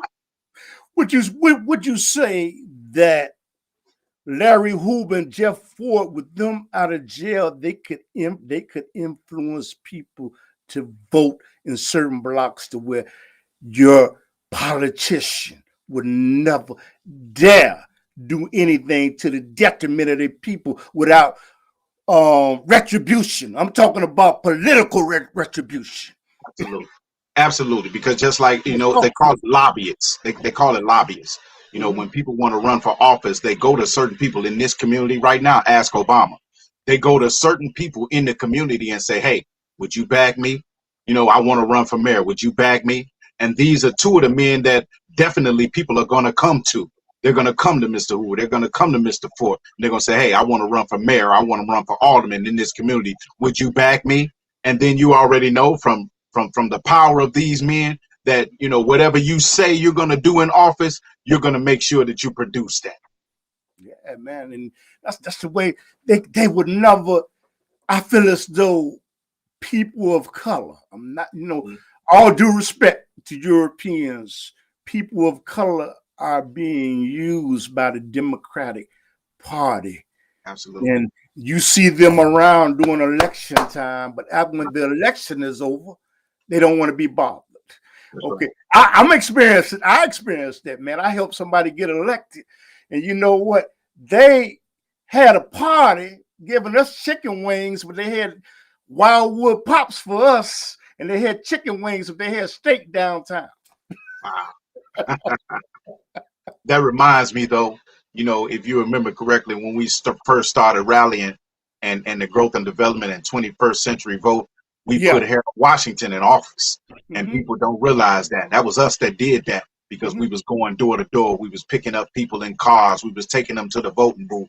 We was becoming registrars. You understand me? And we put that foot to street, and we made that happen. And we put Mr. Harold Washington, you know, in office. And had not he been killed, you know, he would have been in office just like the political machine, Mr. Daley himself. As you know, the City Hall looked like the South Side. It was people down there getting things happening, for themselves. And the washers didn't have all the contracts. You understand me? So we was able to distribute some of this wealth. See, when you ride down Chicago streets right now, if the washers ain't working on that street, it ain't getting worked on. You know what I'm saying? We was able to put aside some of those things. A construction company. Yes, sir. Absolutely. Absolutely. Lord have mercy, brother. So we got a long way, but we got a plan, and that's very important. You know what I'm saying? And if we free this man, that'll be a very, very, very intricate part of our plan. You got a call. So I'm gonna take the call like this. Yes, hello. Hello? They hung up. Hello? Oh, I'm gonna have to take the call like that if somebody call. But you know what? I would like to know. There are brothers in Statesville Prison, in Joliet, in Cook County Jail, and the women in Dwight. Do you have a specific message that you can give to them to give them some type of encouragement? Absolutely. I'm missing prisons. I know. I don't even know if St. Charles is open no more. I don't know. Right. They closed Joliet, P.O. Box 515. I don't even know. I can say this though. Ice Cube said it best. We behind enemy lines, dog. Y'all know. We behind enemy lines. A lot of the things that you all are locked up about, they're not gonna lock their people up about. No. Sometimes a few of them slip through the cracks and they get locked up with us. But look how they treat you down in Menard. But can you say something to encourage them? Encourage them, please. Mm-hmm. Can you say something to encourage them? Yeah. They know about encouragement. They behind enemy lines. They know. They absolutely know. But there ain't nothing that we can do. The only thing, let me tell you something about the brothers that's locked up and the sisters that's locked up. There's no better news to them than roll them up. That's it. If you could say roll them up to one of them, instantly they become a different person. Now, I gotta admit, I don't know what you're talking about. Right. So, but that's the encouraging word for them. What does roll them up mean? Well, roll them up mean that you get ready to roll up your mattress with all your utensils and stuff in it and get the hell up out of there. that's what time that is. 2 in a wake up, 3 in a wake up. These are the things that's encouraging to them. Otherwise, everything else is just talk, man. Everything else is just talk. I would like for you to send a message out there to someone that is thinking about pulling the trigger tonight or tomorrow in the future, why they shouldn't do it. Think about afterwards. Only think up to a certain point. Think about afterwards. Think about when they catch you. Think about the hunt. Think about that 3 hots in the cot. Think about that. Okay, hold on for 1 second. Okay. Mm-hmm. Yeah, so you got something to say? Go ahead and say it. And then I'm going to say it over the air. Go ahead. You from Florida. So what's your question?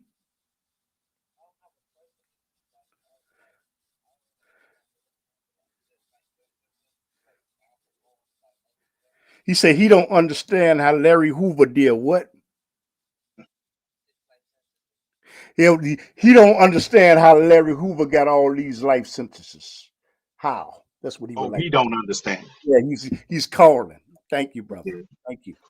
That's what he wanted to explain. He just called that number down there. He said, how did Larry Hoover get all these life sentences? Basically, his life sentences have been fulfilled. I don't know if you know too much about the law, but 20 years is life.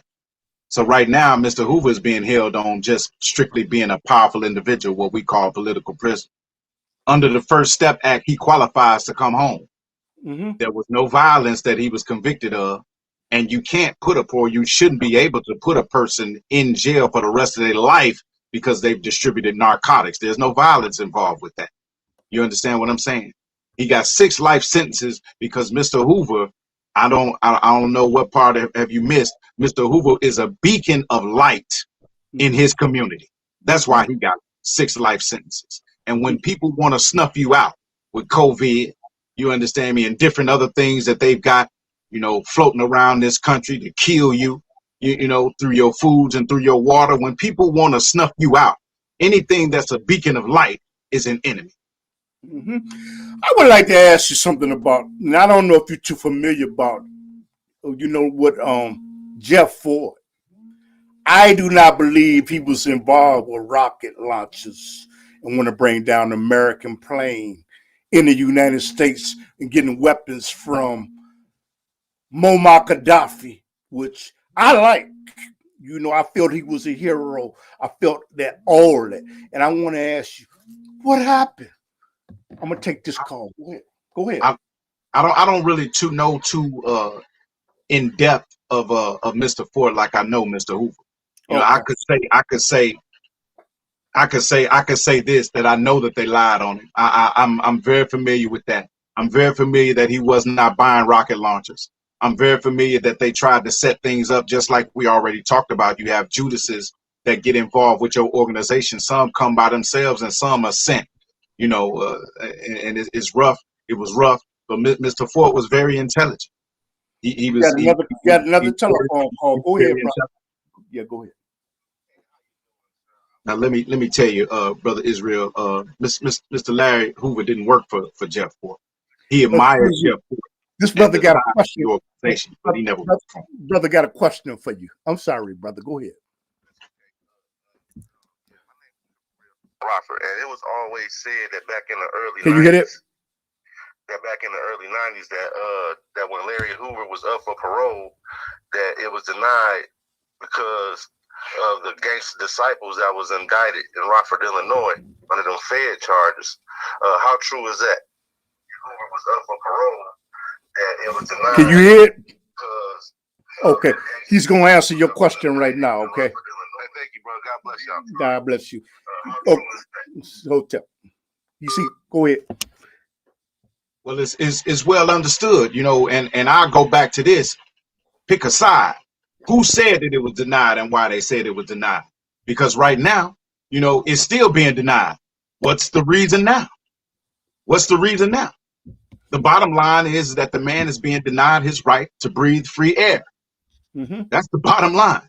Mm-hmm. So if you powers that be, you know what? It's just like you. I don't know if you ever been locked up before, but you in C grade and they won't let you out of C grade. They don't like the way you wear your shoes. They don't like the way you wear your hat. You didn't tuck in your shirt. You didn't make up your bed. You see what I'm saying? Your house is dirty. You didn't sweep your cell. If you got somebody harassing you, man, what's the real problem? What's the real deal? Because you can always find, a reason to harass somebody, but what's the real deal? Yeah, that's the question. Yeah, go ahead, caller. Go ahead and talk. How you doing? Well, yeah, it's just like, bro, this whole story. Can you hear it? Go ahead, talk. Yeah, I was just saying his whole story just make me want to shed tears because, like, the dude been in jail for 50 years. Like, it's so sad what they doing to him, bro. And do you believe he will come home anytime soon? You said, do you believe he'll come home anytime soon? Yeah, that's absolutely. my question. What city? If I have belief that he'll come home, then this would be a waste of time. He's from Tampa, Florida. He's saying, do you believe he will come home anytime soon? Absolutely. Absolutely. If we didn't believe he wasn't going to come home, then this would be a waste. There's been a 50-year fight, but we still believe that he's going to be home because we're going to keep on swinging. That's what he's about. We're going to keep on swinging. Yeah, man. You see Gator, tell him I said hi, man. I've been trying. What? People think me and Gator are related. You know what? His last name is Bradley. My last name is Bradley. But I say, who knows? Yeah, might be.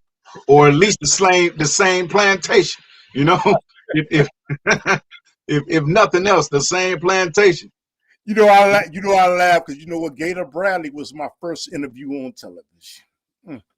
He's something else. I'm still waiting on him to bite me on.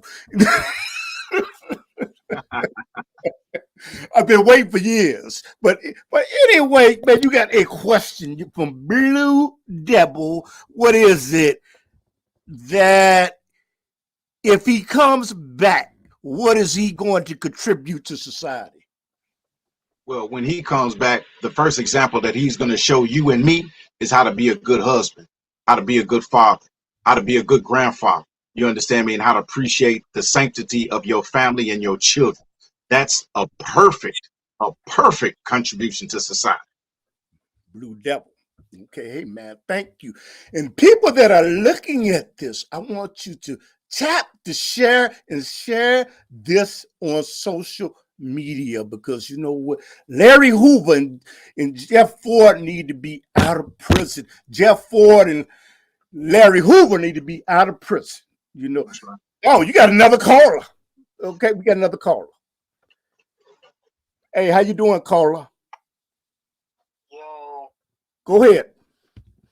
I was just trying to say, like, Larry, he's not You in hear it? jail for no drug conspiracy. He in jail because he was trying to get political. Like, he was trying to organize a bunch of black people and show that we really had more than a monolithic voice, so that we can really get political, showing that we don't have to be 95% Democratic. You know what I mean?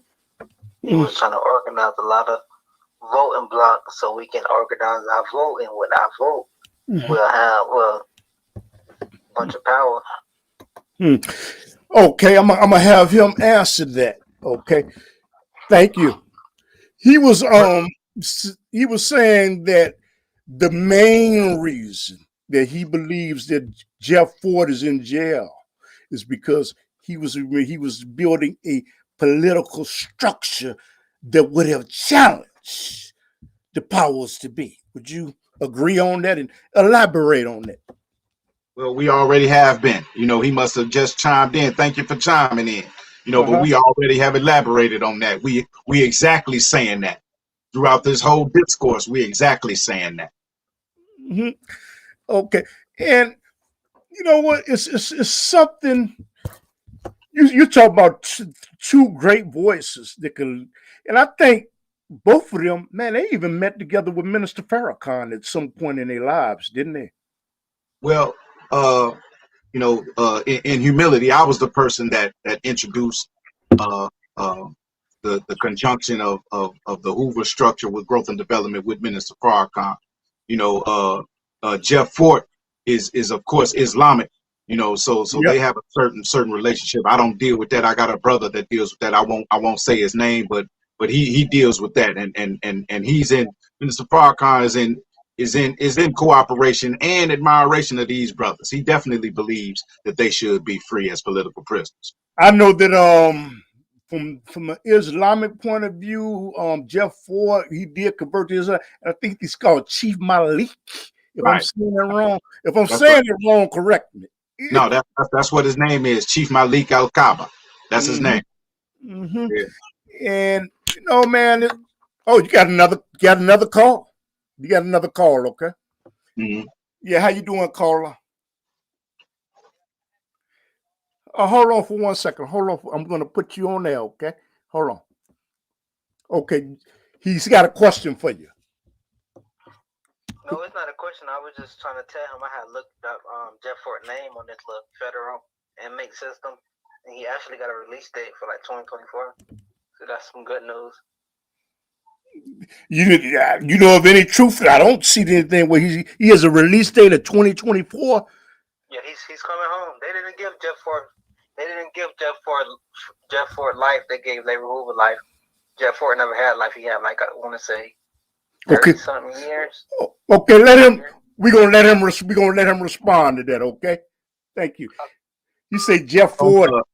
I would have to. I would really. I'm not saying that I don't believe him, but I would have to. You know, in order to speak to that, I would really have to have the facts in front of me.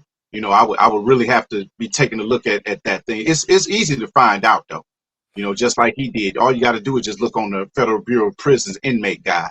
You know, and I would say that's not true, because you know what? If he was coming home in 2024, that would be all in the news. You know what? 21 now. So, I mean, you know, and then you know sometimes we misread the things that they give. You know, because they maybe one of his sentences expires in 2024. You know, but hey, it is what it is. I would like to ask you something. Now I used to work at a prison, and I know that there are guards that are abusive to the prisons. and they treat them like nothing. Man, I can remember going down. I'm not telling on myself. I can remember going at Cook County. You stand in line and you would get beat down even if you laughed. Okay. That's right. What can you talk to the guards that are abusive to the prisoners? And why do you think that they're abusive? Correctional officers that are abusive to the prison, and they're correctional officers that misuse the women at Dwight Prison in Illinois. Wow. Can you talk to them? That I don't know. I really wouldn't know that. But I remember back in the prison days when we were strong in the 90s, that type of activity didn't happen. It was a cooperation. See, we was doing time on the long term. They was doing time on installments, because they would come in and they would have to do their 8 hours, they 12 hours, they 8 hours, they 12 hours. And a lot of the prisoners would appreciate it if we wouldn't get into no situations so that they can go home to their families. So it was a way of us being able to cooperate with them and them being able to cooperate with us. And it worked as a relationship. We knew we couldn't go home, but you're not going to make this a hell for us, and everything worked out. I don't know. I can't speak on, what's happening then. Okay. You got a caller. Go ahead, caller. Oh, I have a question for the dude on the Falcon. Go ahead. Wait, it can actually be for both of y'all, because ain't both of y'all from Chicago. Right. Go ahead. Yeah, my question was this way. Can you hear me? Yeah, we can hear you. Yes. Yeah, I was just going to say, like, what actually makes Chicago, like, the most segregated and the most corrupt city? Like, why do you think Chicago is, like, one of the most segregated cities as far as, like... Okay, can you hear that? Times? You say, why is Chicago segregated like this? Yes. Well, where are you from? He's from Florida. He from Florida? Yeah, thank you. Okay. Thank you for calling. Let me say this to you. Chicago ain't the most segregated city. Every city is segregated. Now, whether you want to recognize that or not, but there's a place where the blacks are. There's a place where the whites are. There's a place where the Chinese are. There's a place where the Africans are that don't associate with the blacks, the islanders. Every city is segregated. And that's called survival of life. That's true. I ask you something. Well, you know what I like to ask you? There's so many. There are men that go in prison, and they get violated. They get violated, taken advantage of, used as a plaything. First of all, if she can go to prison, how could a man avoid that? I'm trying to say it in a nicer way. Somebody taking somebody's manhood. How can you escape that? Give me 1 second, please. That's rough. That is rough, because most of the times, you 1 second, please. Go ahead. You saying them 1 second? Okay. Yeah. From what I understand, there's something soft in you, from the beginning. You know what I'm saying? I don't know what that softness is. I don't know if you were raised by, all women or whatever, but something about you makes brothers that's been locked up and haven't seen a woman in a very long time. Something about you reminds them of a female. So therefore, when they see you and they deal with you, they trying to bring that thing out of you. You got another call. Go ahead, Carla. Thank you. Oh, just 1 second. Go ahead, Carla. Yeah, my question was, who was more powerful out of King David and Larry Hoover? Because it's like equal power. Okay, thank you, brother. What city are you from, brother? Oh, I'm from Atlanta. Atlanta? Okay, thank you, brother. Thank you. This is a question he said he wanted. He said, which one is more powerful? Now, he's trying to pit one against the other, which I think he can do, but which one is more powerful? I don't think it makes, but go ahead. I'm not gonna do that, because this ain't no situation where we glorify one over the other. So I'm definitely not going to do that. Both of these men are very respected. Both of these men are very powerful. And it's all about being black at this point. And actually, brother, you sound like you the same brother calling and saying you from different cities. You know what I'm saying? Now, I'm not knocking you or whatnot, but you know, let's just keep this shit real and let's get the bullshit out of here. You know what I'm saying? This ain't about anything that you can get anybody indicted over saying some crazy shit. This is about keeping people in real perspective over the reality of what's happening. And if you on tinkering and tottering on which organization to follow, I can't help you with none of that. You know, but you need might be a might be the government. But you know what? But you know what? But this is something I do know. You say a man might be feminine. I know somebody, they went to prison. Man, they buffed up, working out every day. I said, man, how did you let them break you down like that? Wow. He put his head down. He said, you can't beat the whole mob. Wow. Would you say that's true that you can't beat the whole mob? Well, I can say this. I can say that is true, but the mob has rules against rape. The mob don't rape. Yeah. That's one of the rules, both of them. You know what I'm saying? Both of the mobs. You don't rape, you don't forcibly take nobody's manhood. That's law. And that's what I'm upset about when they start breaking these organizations down. That's something that you can't do. You'll get seriously violated for forcibly taking a man's manhood. You can't do that. I don't know. You know what though? Mm-hmm. I believe it's, you know what, the weak ones, they will take his manhood. I'm talking about if you walk into prison and they know that you're weak, mm-hmm. they will. I believe. I'm not going to say how I know that, but mm-hmm. I'm going to leave that alone. But they will take your manhood. You don't think so? I'm not saying that. I'm saying forcibly. When a man has decided I'm a man and that's what's happening, and he's in the cell and he's faced with two or three, you understand me, 2 or 3 guys, you know, that's a violation if y'all trying to take this brother's manhood. That's what the mob is about. You see what I'm saying? We can't allow you to take no man's manhood like that. That's inhumane. That's savage. We don't get down like that. But if you in a conversation nightly, listen to what I'm saying. If you in a conversation nightly, each and every night, where a man is coming at your manhood, you know what I'm saying? And then at some point or time, you let that thing go. Nobody can say anything.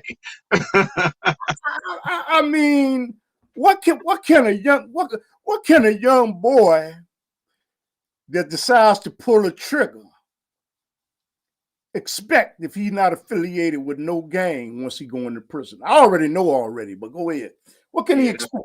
That's bad. First of all, when you was on the streets and you decided to pull the trigger, you should have been affiliated with something ahead of time, because as you go in the state of Illinois, if you go in the penitentiary system and you're not affiliated, normally for safety reasons, brothers are join Latin Kings, because Latin Kings have an in-house policy where when you come to the door, you can become a Latin King. Now you can see black Latin Kings, you can see Mexican, whites, you see Latin Kings, you understand me, of all affiliations, because they have an in-house policy of accepting you, as soon as you come through the door, whether you're affiliated or not. Growth and development doesn't do that. The Vice Lord brothers don't do that. They have to recognize you as somebody that used to be with them on the streets in order to bring them in. I don't know. I think the brother Corky Mack said that's bullshit. Yes, they will take your manhood. Where you from, brother Corky Mack? Because we don't do that in Illinois. Man, they will believe me, brother. You know what? I can tell you some things about Statesville, but you know what? I don't want to say it. Biggie. I'm just gonna say the name Biggie. Okay, but you know what? I can tell you some things about Statesville prison. Okay. Okay. Yeah. So why is it important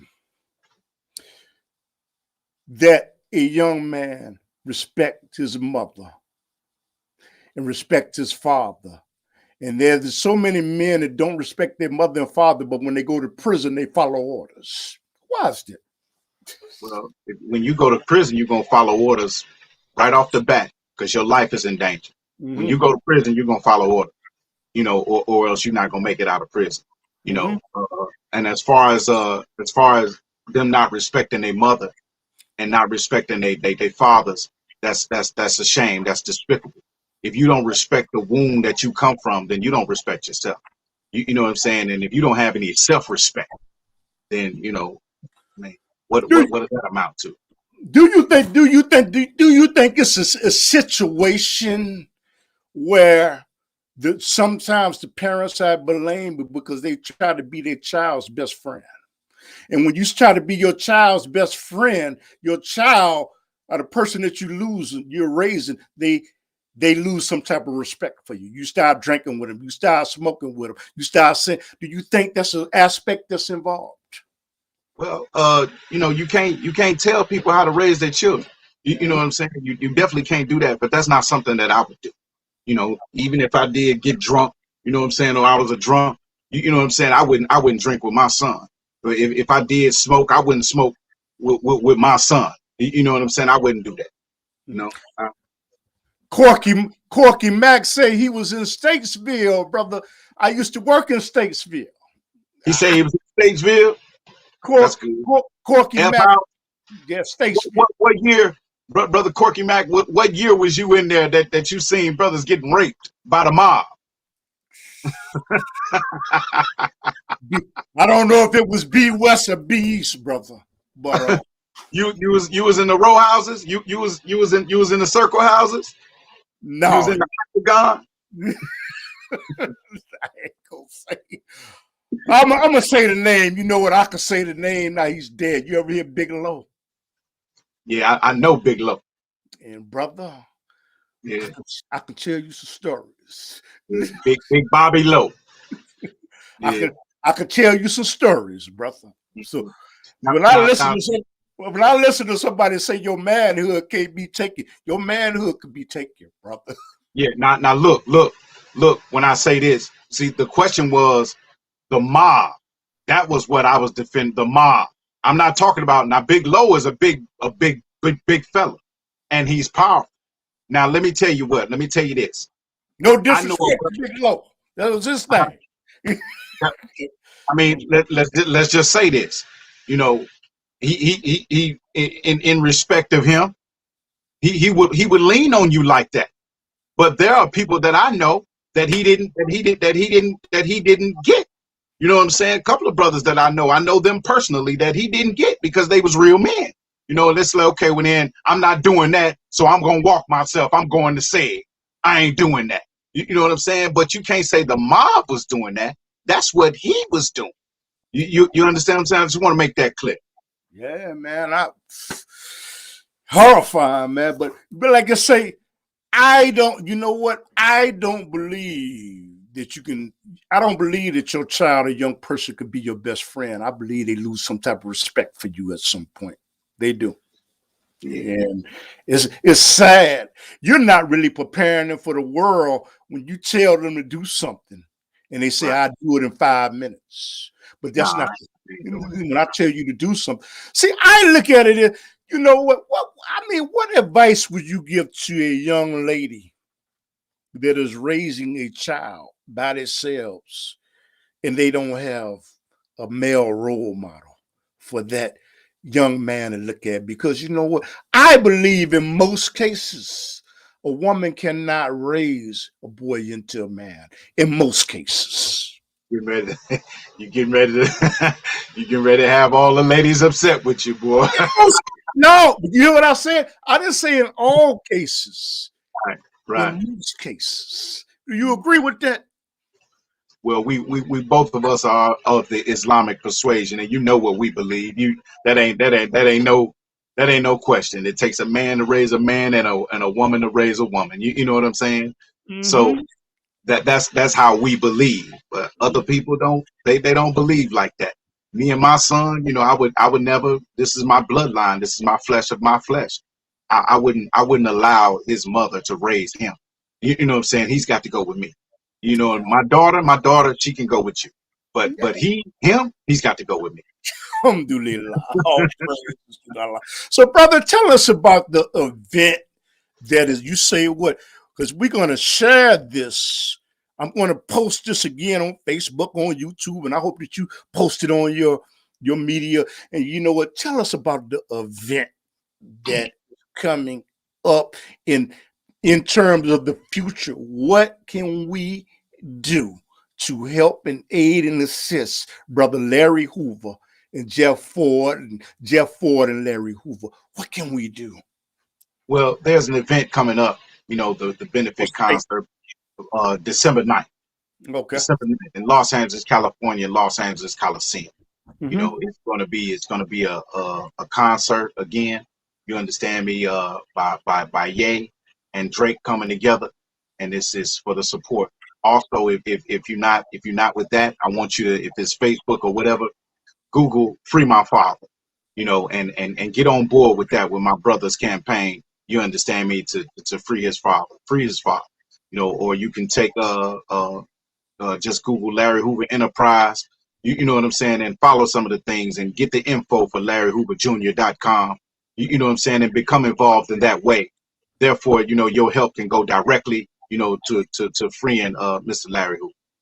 And you know what? That is very, very important. These type of brothers, they can motivate.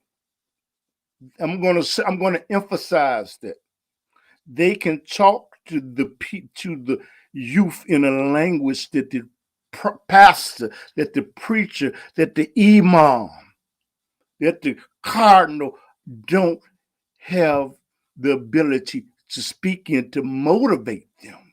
Right, right. We must stop the killing, but you know what? I'm not saying they can stop the killing. They can minimize the killing. What would you say? They can stop the killing or minimize it? I would say minimize, because you always got these rogue guys that's just gonna do what they gonna do anyway. Which you sometimes you might have to kill them. So that's a murder. You know what I'm saying? So we don't want to do that though. Right. No, we don't want to do that. You know what I'm saying? But in civilized society, especially when you go over to the Middle East, some things, that you did require death. That was the payment for it. Sharia law, yeah. Exactly. Some things would require, thieves get their hands cut off. We don't want to see you with one hand, brother, because now you can only do half the work, but you can't be running around here stealing either. You know what I'm saying? So, but man, don't get talking about Sharia law, man. Yeah.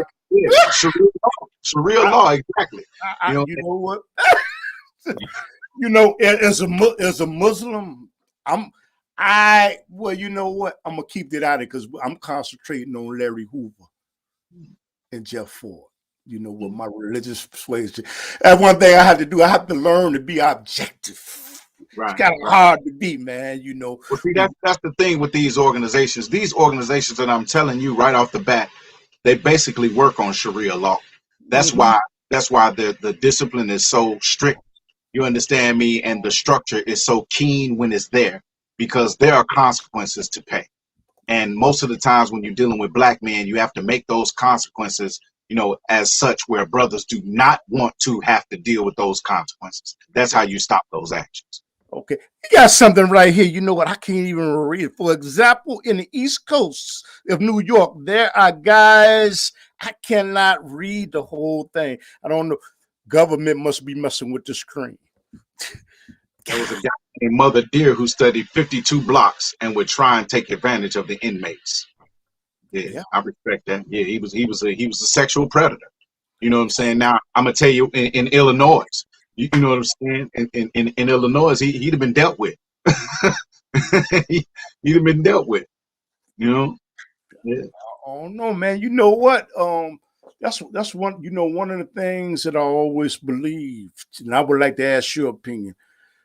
You have the police officers that patrol the community and know where the drugs. They knew where the drugs were. They knew where the prostitution was, but they did nothing about it. Right. And you know what? And then when you go and tell the state representative, our alderman, and they say, "No, man, they ain't selling no drugs in this community." How is it that I can tell you what a drug house is and where to buy a gun, and the police can't. Tell Well, me. it's called job security. If police bust all the drug houses and get everybody off the street with the guns, then they don't have no damn job. They're definitely not no full time and no overtime. You understand what I'm saying? Let me tell you something. In Chicago, Jack, crime is going down, and all the crime is not supported. You know what I'm saying? Just by the average citizen. A lot of crimes in Chicago is happening because of Chicago police. They're the ones I'm telling you right now, and I know you live in Chicago. You see them yards. Them train yards in Chicago are like mini cities. They have their own roads. They have their own routes. How in the hell are you going to be able to pick out one train car with all the guns? Somebody got to tell you which train car that is. You understand what I'm saying? So it's a lot of stuff that's going on out here. But the fact of the matter is that's why we're talking about Jeff Fort and Larry Hoover. See, individuals like that have enough power, to be able to thwart that with a word and say, hey man, stop pushing these guns in here. You know what I'm saying? Anybody know about the guns? Raise their hand. Tell us about these guns. What's going on? You know what I'm saying? You got to have somebody that's situating like that so that people will be able to stop this madness, man. And a lot of things are slipping through the cracks, and a lot of people are lying, and a lot of people are dodging responsibility. But the fact of the matter is, if everybody takes up their banner and they choose the right side, because that's the real deal. You got to know that if this Caucasian or this power that be individual don't necessarily have to be a Caucasian, it can just be a power that be individual, because a lot of times, you know what I'm saying, the black man is working the white agenda, better than the white man. You know what I'm saying? So if you can come in and you can take up your responsibility, and choose the right side, then you'll make the right decision. You got Mr. Low, what's that? Mars Low, just he totally agrees.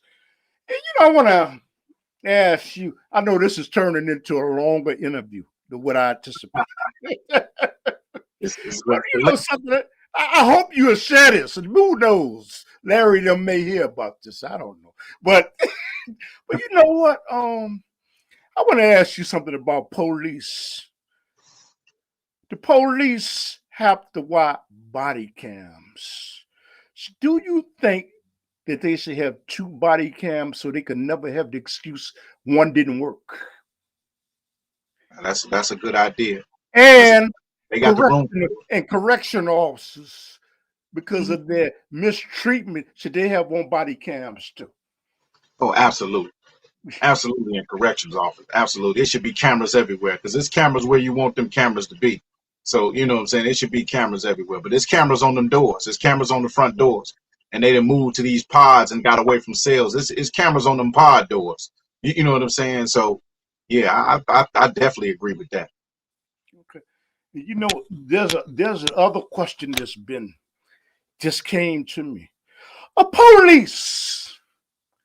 The mayor said, the mayor of Chicago said that before she ran for office, while she was running for office, she was going to make a civilian police board. And she's waffled and changed her mind. Why? And why did she make that promise? Why? You see that man that's in offices is in You throw it off YouTube talking about we're going. We got to talk about him when we talk about the mayor, because he's now running for mayor, and he's been her opposition from day one. And I understand it, but in reality, I'm talking about Lightfoot. Go ahead. Yeah, I know, but I'm talking about the man that's the president of police operations. Okay. You know what I'm saying? The one that's been giving her hell from day one. You know what I'm saying? The real deal is that they never respected her authority when she came in. First of all, man, Chicago is a very, very intricate place. She don't have no business being mayor here because she don't know the ins and outs. You understand what I'm saying? You can't come from Ohio and come from Detroit and come from Lexington, Kentucky and whatnot. You can't do that and be Chicago and be a mayor of Chicago, because you got to know the history here. You got to know the people because there are hidden godfathers in every community that you need to have a knowledge of to be able to run this country, and that are not on political venues. They not running for alderman or nothing like that. You know what I'm saying? You got to know these people. I totally agree. You don't know them. So she said that she would make a civilian police board. She had no intention of doing that anyway. No. But it's they used to have what was that citizens? They used to have a You talking about caps? You talking about caps. That's right. caps? Yeah, they used to have caps that folded. So that's the idea. They be having these things, man, that fold because they say those things so that they can get the election of the people. Mm-hmm. And you know what? I think this is my last question. Now we've been in here almost 2 hours, but you know what? Well, something like almost my last question. You know what? Do you think if a police officer had private insurance, like a private detective, and people that do hair, which I don't have no hair, okay, and do nails, they have to have insurance. Do you think they would think twice about doing wrong if they had to get insurance like a private detective? And should they get it? And correctional officers. I agree with it. Earlier, couple of years back, me and Gator was putting together a campaign where we believed, and I don't know where you got it from. I don't know if you got it from us or not, but where we believe that would be one of the things to deter police violence. That if you had to buy a certain insurance and you injured somebody and you had to actually pay for that, or it was docking on your pay. You know what I'm saying? And that it leaned against your police credibility and your record. That they would think twice. But they're not going to institute something like that because, again, picking sides. If you understand what's going on, these people are licensed to keep this shit in order. They have to be. And all of the paperwork, all of that shit is just preliminaries. These men are licensed to keep this shit in order, and that's why you see the majority of them. When you see police in Chicago, I mean, it's a bunch of police in Chicago. It is a bunch of them, and only a small percentage of them are black. Yeah, but you know what? I have to ask you a fair question. Mm-hmm. And you know what? I'm asking from my objective point of view. I listen to WBON radio station. Okay, that's a black-owned radio station that comes on in Chicago. Okay, you say there should be more black police officers. My question is, even if it was, how's it going to stop the code of silence? There's a code of silence on the police department, whereas if me and you are cops and I see you do something, I ain't gonna tell on you. Right. So right. You have a legion of black police officers. That is not going to eliminate the code of silence, in my opinion. But if I am wrong, correct me. No, I don't think you're wrong. But what I'm trying to do is I'm trying to tell you about numbers because somebody said, numbers mean nothing. Numbers mean everything. You know what I'm saying? If you got 100 police and 90 of them are on the code of silence, the code of silence is in favor of who the 90 is. You understand what I'm saying? So if we had the switch, if we had 100 police and 90 of them were black, then that 90 would be in favor. The code of silence would be in favor of black people. So the code of silence can work against you or for you depending on the numbers. And if we had more black people to be policemen, if half the police force was black, then that code of silence would work in our behalf, on our behalf. The reason I don't think so, because you know what, I remember cops like Two Gun Pete, right. And Glove, and and RoboCop. I know what you're talking about. They act like they hated people of color because they felt that they had arrived and they was better. You know what I'm saying? So there's a subculture that I don't think could just be eliminated by just being black, because I think the other apparatuses need to be in there is with cameras and accountability. But if I'm wrong, tell me, educate me. Well, I don't want to, I can't, you're a grown man. I can't educate you. You can educate me. But I can say this. I can say this. I believe in that code of silence, but I believe that it can be affected by the numbers. I remember I was arrested by, I first went to the penitentiary over an investigation that went sideways. And I ended up taking a rap because I was stupid. I was young. And I was an individual that wouldn't tell on nobody. So I ended up going to the penitentiary. When I came home, the officer knew pretty much. And he was still working, you know, doing his thing, but he had became a detective now. And he pretty much was like, yeah, you know, I sent you to the penitentiary, man. And that's because you felt like you was tough, you know, but I didn't want to do that. You was only 17 years old. So as I got into things later on, you know what I'm saying, it was almost like he owed me one. So when things would come down the line that was directed my way, he would give me a call. He would say, hey, man, you need to straighten this out, or you need to do this, you need to do that. See, I wouldn't get that courtesy, and I never would have got that courtesy. You understand me? If I didn't believe that code of silence is real, but that numbers, if we had more numbers like that, if we had more policemen like that, because you're breaking the code of silence there. You understand me? Because you know that you got the information to run this man in, but you have a certain heart. That's why we should have more people like ourselves. You understand me? That come from where we come from, look like us. You understand me? Police our own communities. If you look around right now, I don't know where you at, but right now, if you look outside, if you call a police right now, if you call a police right now, something going on in your house, 2 white men gonna show up. Even if you're on the south side. If you're on the south side, southeast side, southwest side, you know, in my neighborhood where I'm at, if I call the police, I should see black folks. I should see black folks. Because when you call the police in the Chinese area, the Chinese police gonna show up. When you call the police in the Latino area, the Latino police gonna show up. So and that's the difference with the numbers of us going to jail. You believe that would help? You believe so? You patrolling our community. So you believe that would decrease the power of the code of silence? You believe that would decrease? I think it would decrease it, and I also think that it would give us a better treatment as far as the police killing our youth, you know, and pulling the trigger so fast. You know what I'm saying, and doing the things that they weren't supposed to be doing. You know what? You know, damn, this interview has turned it almost 3 hours. But you know what? I would like to ask you. You know what, man? You know what? When a young boy goes to jail,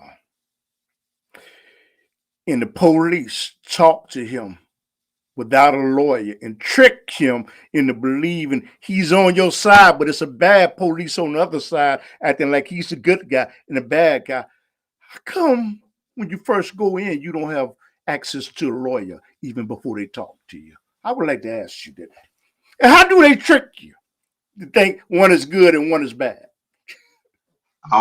When we used to go to police in the 11th precinct, you used to get your ass whooped. I'm just gonna be honest with you. You know, I remember I was a young boy, man, 16 years old. We stole some cars from Morrow Cadillac, and we was riding through Jewtown with them.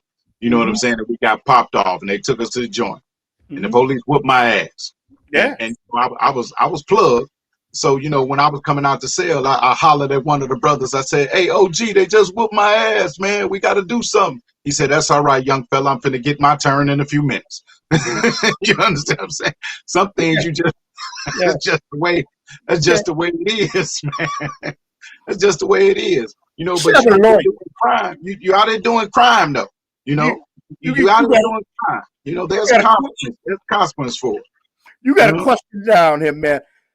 Mayor Lightfoot, I can't read him. Mayor Lightfoot, aka Beetlejuice, didn't know what she was getting into.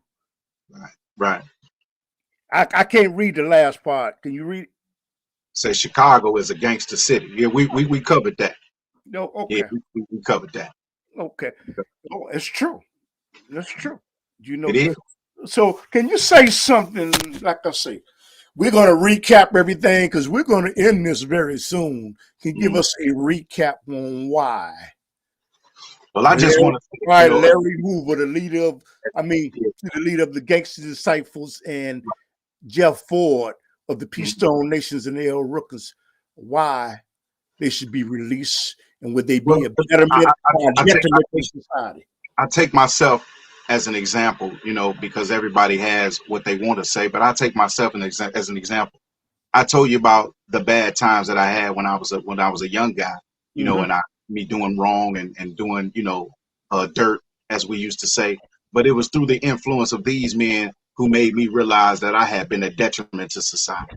You know what I'm saying? And I remember I was with a brother one day, and we was talking with Pops, and Pops asked him. Pops said, "What was you doing out there?" He said, "I was selling dope." And the man said, "You were selling dope?" Like, yeah. He said, "Well, you wasn't no good at that." He said, "Oh man, I was real good at that. I was doing this, I was doing that." And Pop said, "Yeah, but you got caught." You know what I'm saying? That indicates that you wasn't no good at it. You know what I'm saying?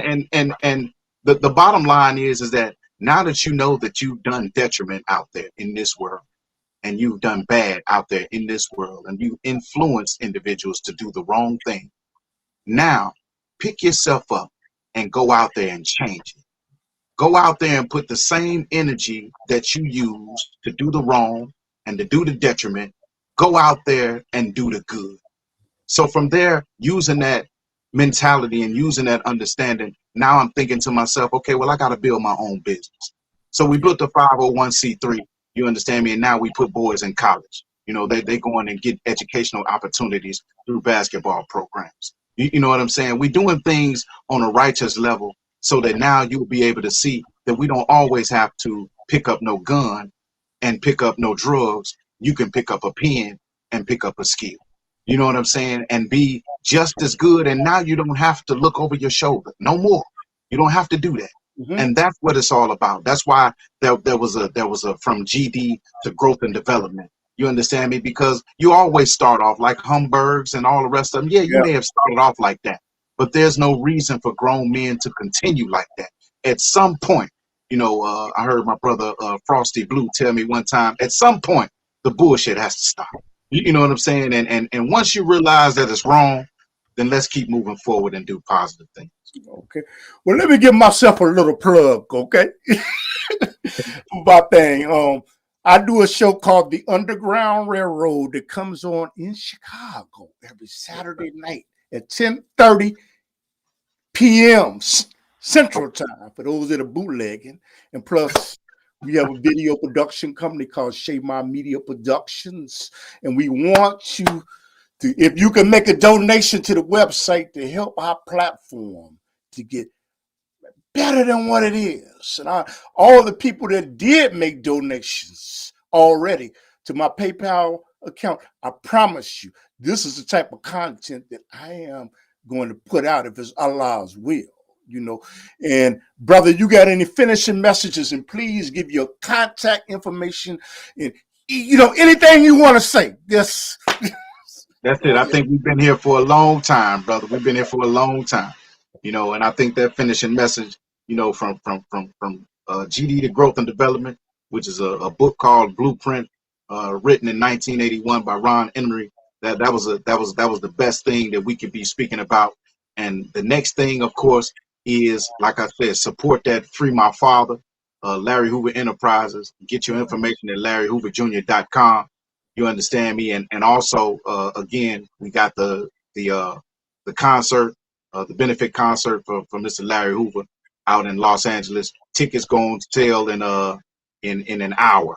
In an hour and a half, tickets go on sale. Maybe maybe y'all give me a plug. Yeah. You know, I'm trying to gather up more people to my website and donations, because you know what, I'm trying to build, like you, I'm trying to build a platform. You know, go ahead, brother. Go ahead. That's it. And we, you know, together we can do it. We can make it happen. Okay. Well, like I say, this is the last thing. I've been beating my drums all day.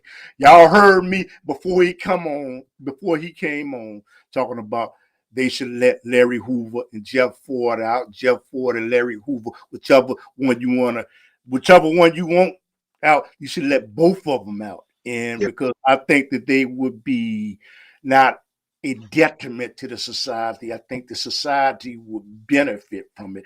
And if it could stop one person from pulling the trigger and picking up a book and going to school, that's right, and elevating their intellectual mind to understand these gentlemen, with the will of Allah, they can change, not only save the person that's thinking about pulling the trigger, they can save another generation from their seeds. Right. And you know what? I want you to share this with somebody on your social media platform. I think I'm gonna have to break this up though, because I don't know if somebody gonna look this long. Nah, they're not gonna look. They're not gonna look at it. Not this Like I'm long. not gonna be here for no 2 hours. I ain't doing that. You're gonna have to break it up, bro. I guess I had to break this up like half an hour or something like that. Well, Yeah, brother, yeah. you know what? This be the will of Allah. I hope you know if it's the will of Allah. I make Isha prayer, which is the last prayer for Muslims. Which I should have made, but I ain't down here doing foolishness. And you know what? It's indeed an honor to get the opportunity to meet you and be Facebook friends with you and say hi to Gator. Gator might not even remember me. We're gonna remember you. And Red Ross. Yeah. I see Red Ross every Friday. Okay. But you know what, brother? It's huh? He's a stand-up guy. Oh yeah, brother. He good, brother. As far as I'm concerned, you know. And Gator, tell him Gator, you need to have me on this show. Yes, sir. He ain't gonna listen. It's been almost 15 years, man. Okay. But send him a text in a few minutes. Yeah, all right. Well, brother, I hope that y'all, you know, will subscribe to the Underground Railroad website and go to his Facebook website. Okay. Do you got a YouTube website? No. I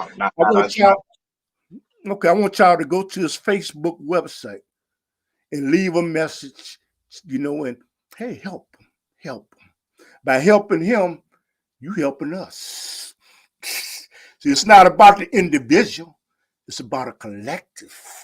Right. Okay, that's what it's about. Well, brother, told you I can run my mouth. You talk to. It's all good. It's all good. But we take the opportunity of being on your show. Okay, my brother. Assalamu alaikum, brother. Walaikum salam. Thank you, sir. You're welcome, my brother.